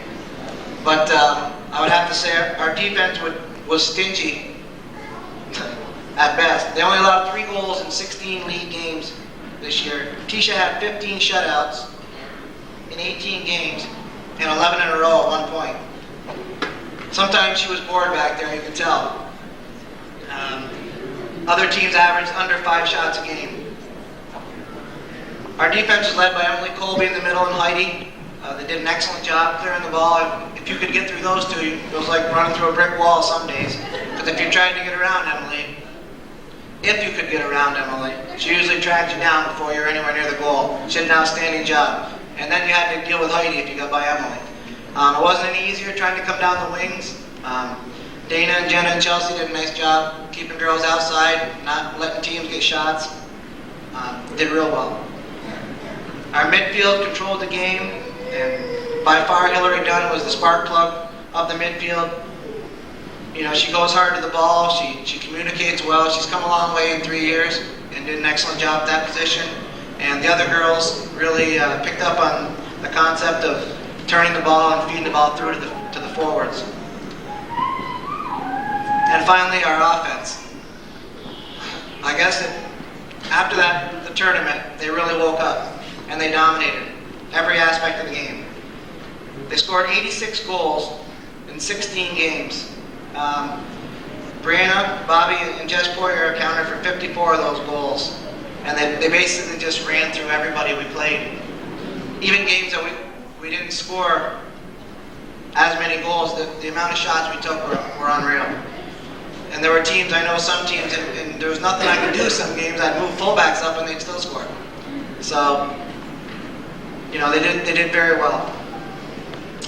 It was truly a great year. But aside from all the soccer talk, I really enjoyed coaching this team.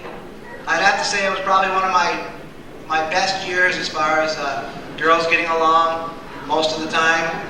Couldn't expect it all the time, I guess, but for the most part, they got along. It was just a good group of girls. It made it fun to come to practice every day. You know, when you're coaching, there's nothing better after a game than to have another team's coach come up to you, or have a parent of a player on another team come up to you and tell you how well your team plays together, or how, you know, the amount of sportsmanship they show. And that happened 5 or 6 times this year. So now I'll get to the hard part. This was probably harder than any game I coached in this year. It was after the season was all done, and I was trying to pick the individual awards for this team. I somehow managed to narrow it down, and here they are. Most improved. This girl moved up from modified, and like I said earlier, she was a little timid at first, and she certainly improved on that. She communicates very well on the field, talking to her teammates, and I know next year I'm going to expect a lot from her, and she's going to play a very big role on next year's team. That's Abby Lambert.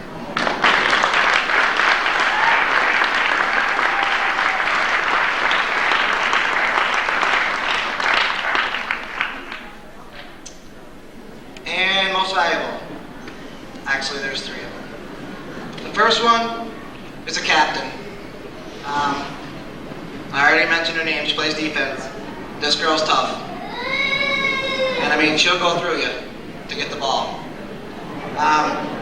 She had the unenviable task of marking girls in the other team that were scoring threats. Did an excellent job all the way around. She was all business when she stepped on the field, and a great kid off the field. She was one of the Red Wing girls, Emily Colby.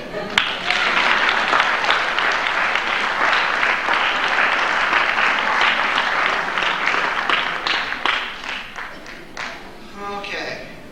This next one was also a captain. And I was kind of surprised and I guess lucky to have her back this year. She played 4 years for me. I took a chance on her when she was a 7th grader, and she never failed me. She could play anywhere. When she first started, she played sweeper. Occasionally this year I moved her back. She could play fullback, halfback. She played filled in at center half. Just an all-around player. She's going to be great at varsity too, I'm sure. She was a great leader on and off the field. Jess Poirier.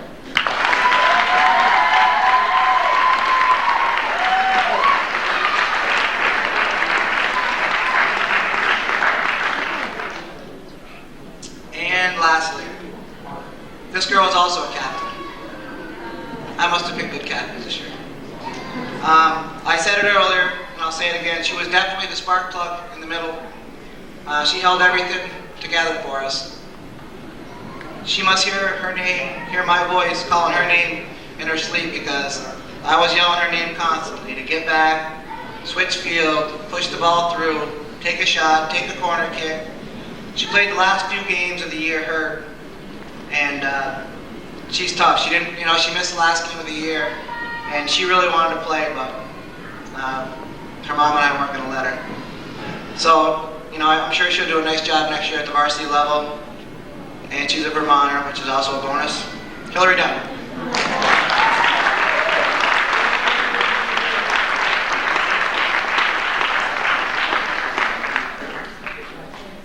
I'd like to, I had a lot of sophomores this year and a few freshmen that'll be definitely moving up next year. I'd like to wish them all the best of luck. I'll be around after our games are done. I'd also like to take a second to thank and wish them the best of luck, all the seniors on the girls varsity team. When I started coaching here 4 years ago, I coached those girls, and I remember the first couple practices, a few of them telling me how bad they stunk and how the team stunk and all this, and I think you can see they've really turned things around. I've seen them go from JV champions that year to CVAC girls varsity champions to sectional champions, regional champions, league MVPs, first team all-stars, and within minutes of being state champions. And I wish them the best of luck in whatever they do. If they choose to play college soccer or not, they're just a great group of girls. So good luck to them.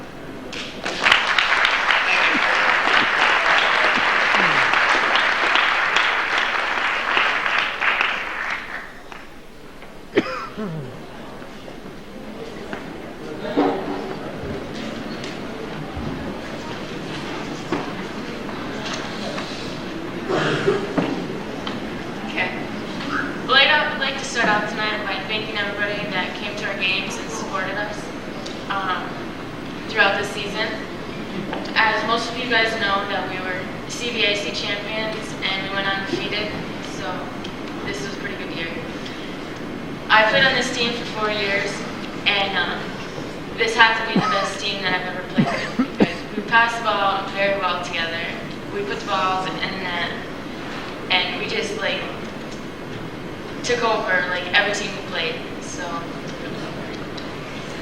I'd just like to thank my grandparents for having our spaghetti dinner for us, Mrs. Carden for having the lasagna, and Calvin for taking our games. And I just want to mention one thing, that at spaghetti dinner at my grandparents, Coach did look pretty cute in those ribbons on his head. Thank you.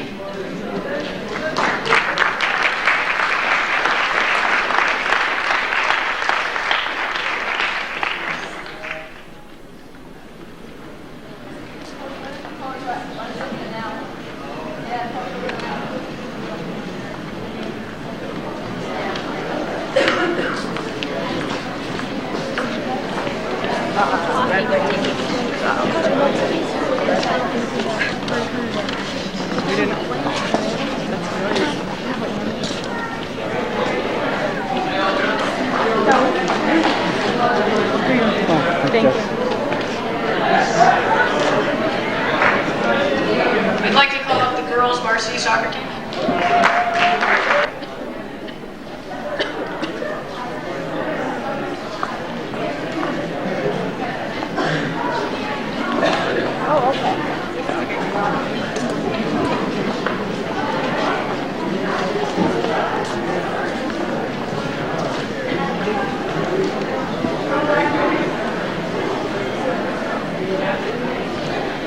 Chantel Carton, Megan Casey, Amanda Clark, Haley Desero, Rachel Dutil, Christy Favreau, Lauren Kavanaugh, Brandy Sample, Debbie Trombley, Ashley Walter, Brenda Bailey, Ashley Burtz,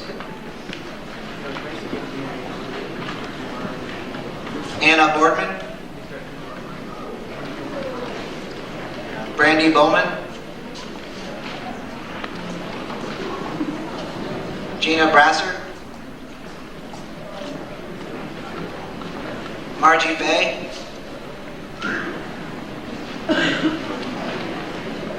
Tricia Cooley, Elise LaFountain, Manager Mandy Dubuque,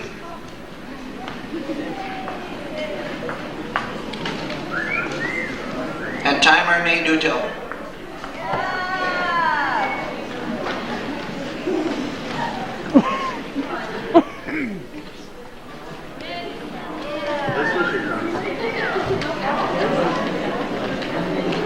Coach Gilroy.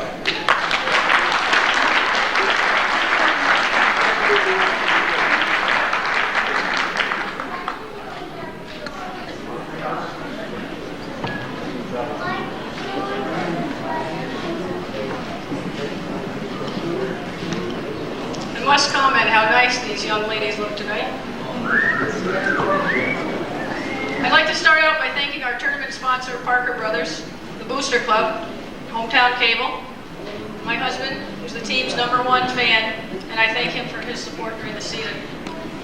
Thanks to all the ball boys and ball girls, in particular Adam Dutil and Brandy Kissel, Nate Dutil, who kept the clock at our home games. Nate, I have something for you.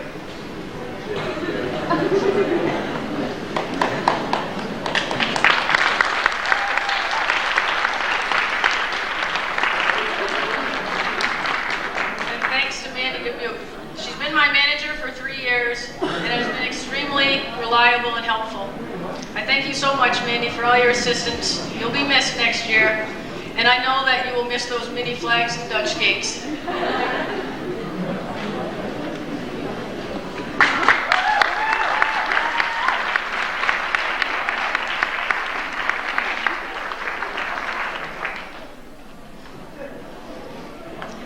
Thanks to all the parents and the fans, John Hogan for all the pictures that he's given the girls, which I will get to you. I haven't had a chance to go through them all yet.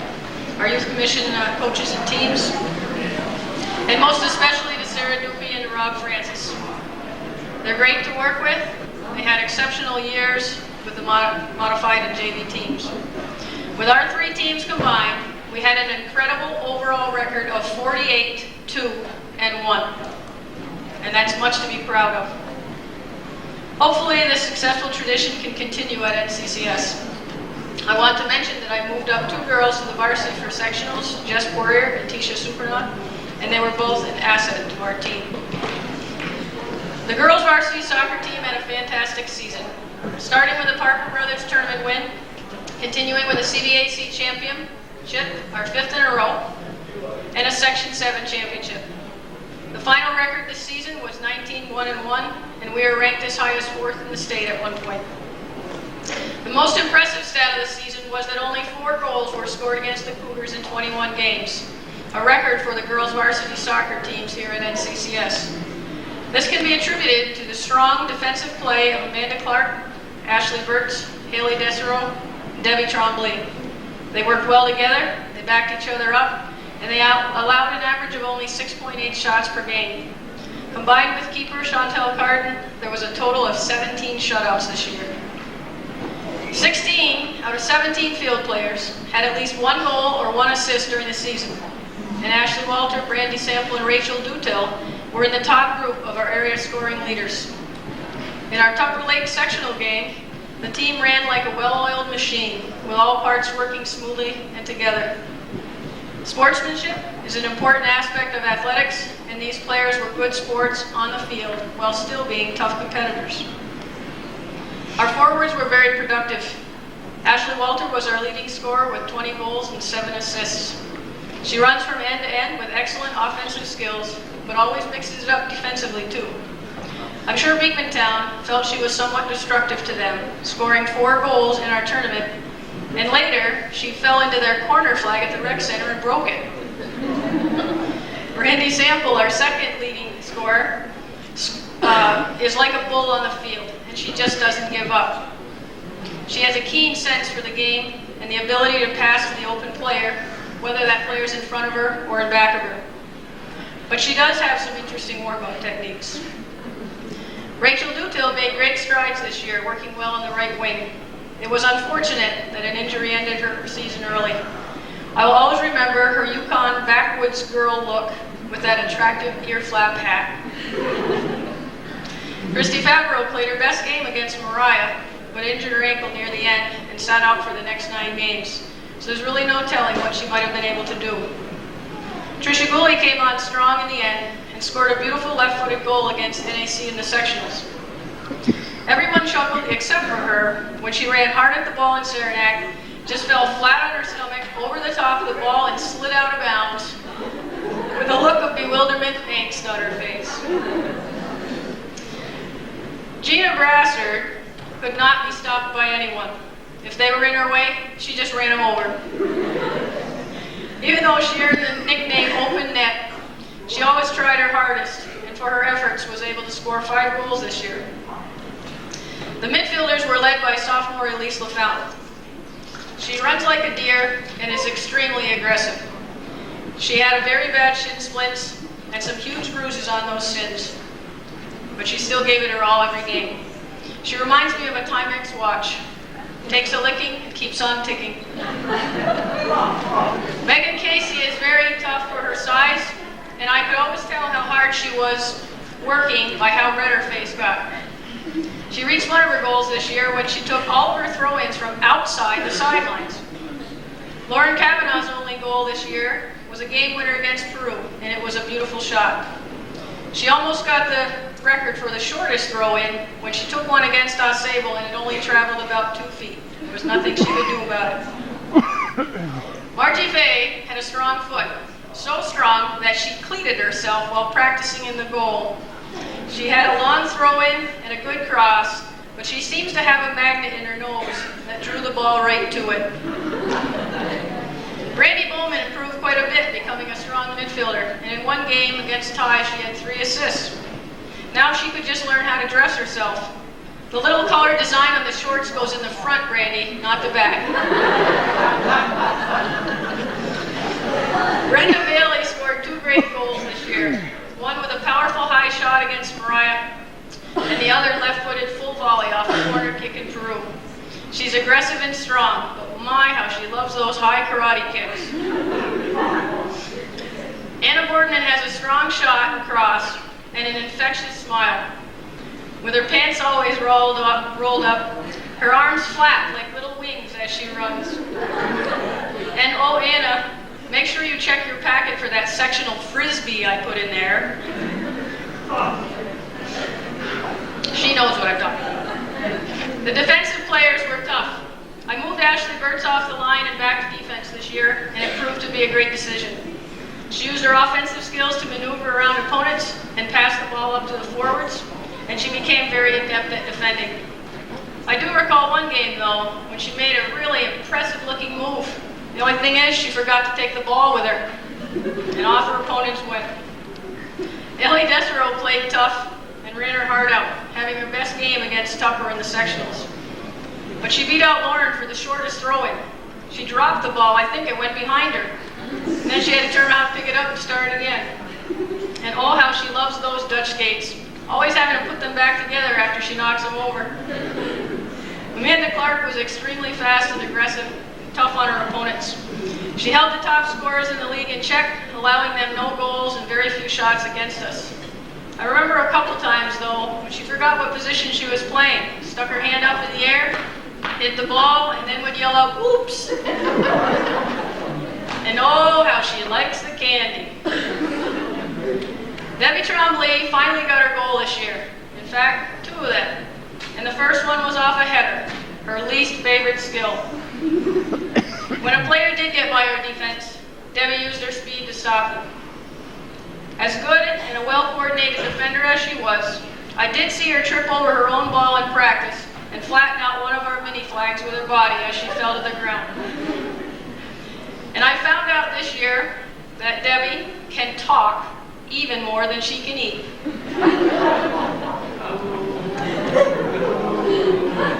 It was, at one point in the season, it was over 3,000 minutes I figured out. Chantel Carden had another great year in goal. Although she's not very tall, she's still able to make some great saves up near the top. And with some classy dives, she was able to keep the ball out of her net. Although I never saw her do a split, she did manage to split her shorts.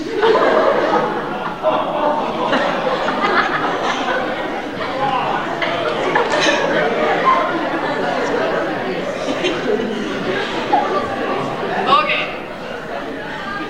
For the special awards, I always seem to have so many to give out. There are so many exceptional players on this team. I'm giving out two most improved player awards this year. First, she went from being a sub last year to a starter this year. She really came into her own. She had 5 goals, 10 assists, and made a big impact on the front line. It was unfortunate that she got injured late in the season.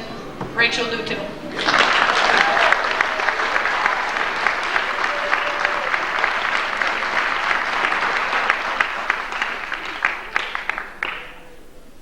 The other MIP never complained when I moved her from offense to defense. She became an excellent defender, marking tough against some of the top wings, and she added some speed to her backfield. Ashley Burtz.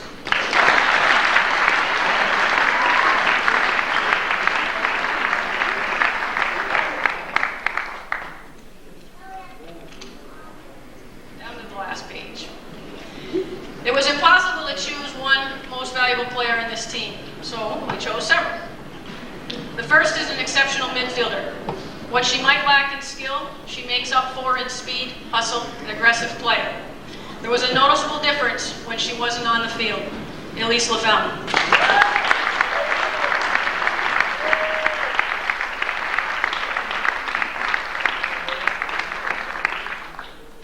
Next is our sweeper.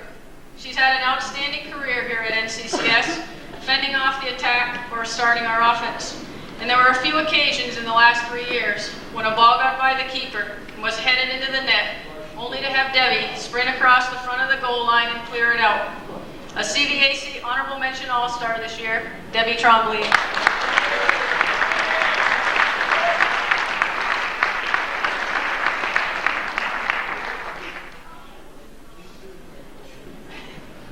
One of our MVP's offense is a very solid player. She's extremely tough to defend and always looks to create a scoring opportunity for herself or her teammates. She's also a Division I and CVAC All-Conference All-Star, and from what I was told earlier tonight, she was stuck in the airport in Denver, and that was Brandy Sample.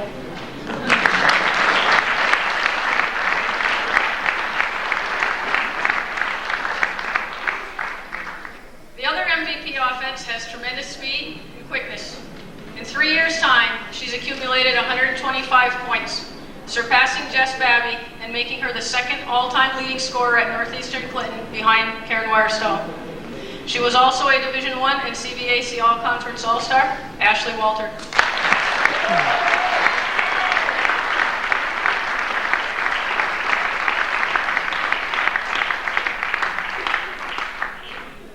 Our last most valuable player was relentless on defense.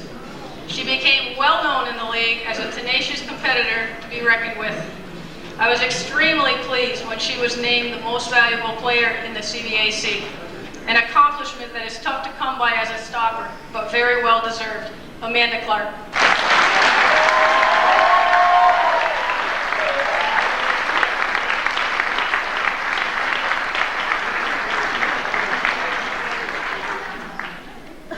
I wish the best for all the seniors.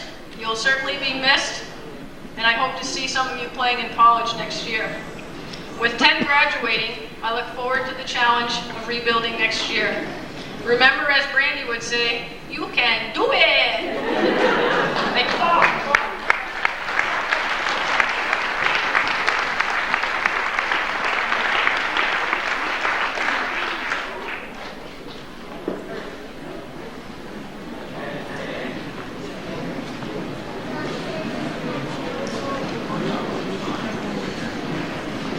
I would like to start off tonight by congratulating each girl standing up here on a very successful season. Each girl on this team did their part and did it very well.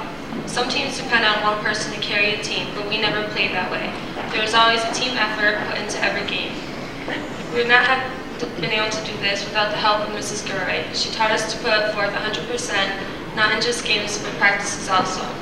I'm sure that everyone up here tonight was proud to be part of Mrs. Gurroy's 200 wins. She definitely deserves it, so congratulations, Mrs. Gurroy. Thank you.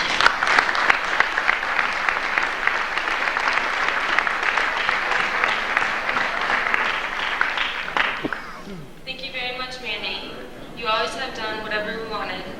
We have a little something for you, too.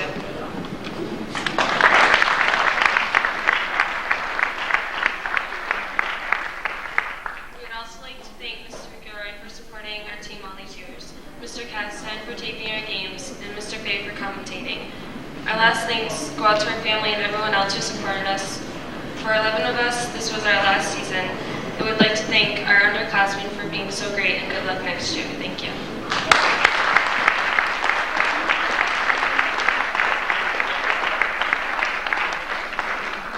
Just for the record, the team would just like to remind the boys that we won the war between the girls and the boys. So the girls rule.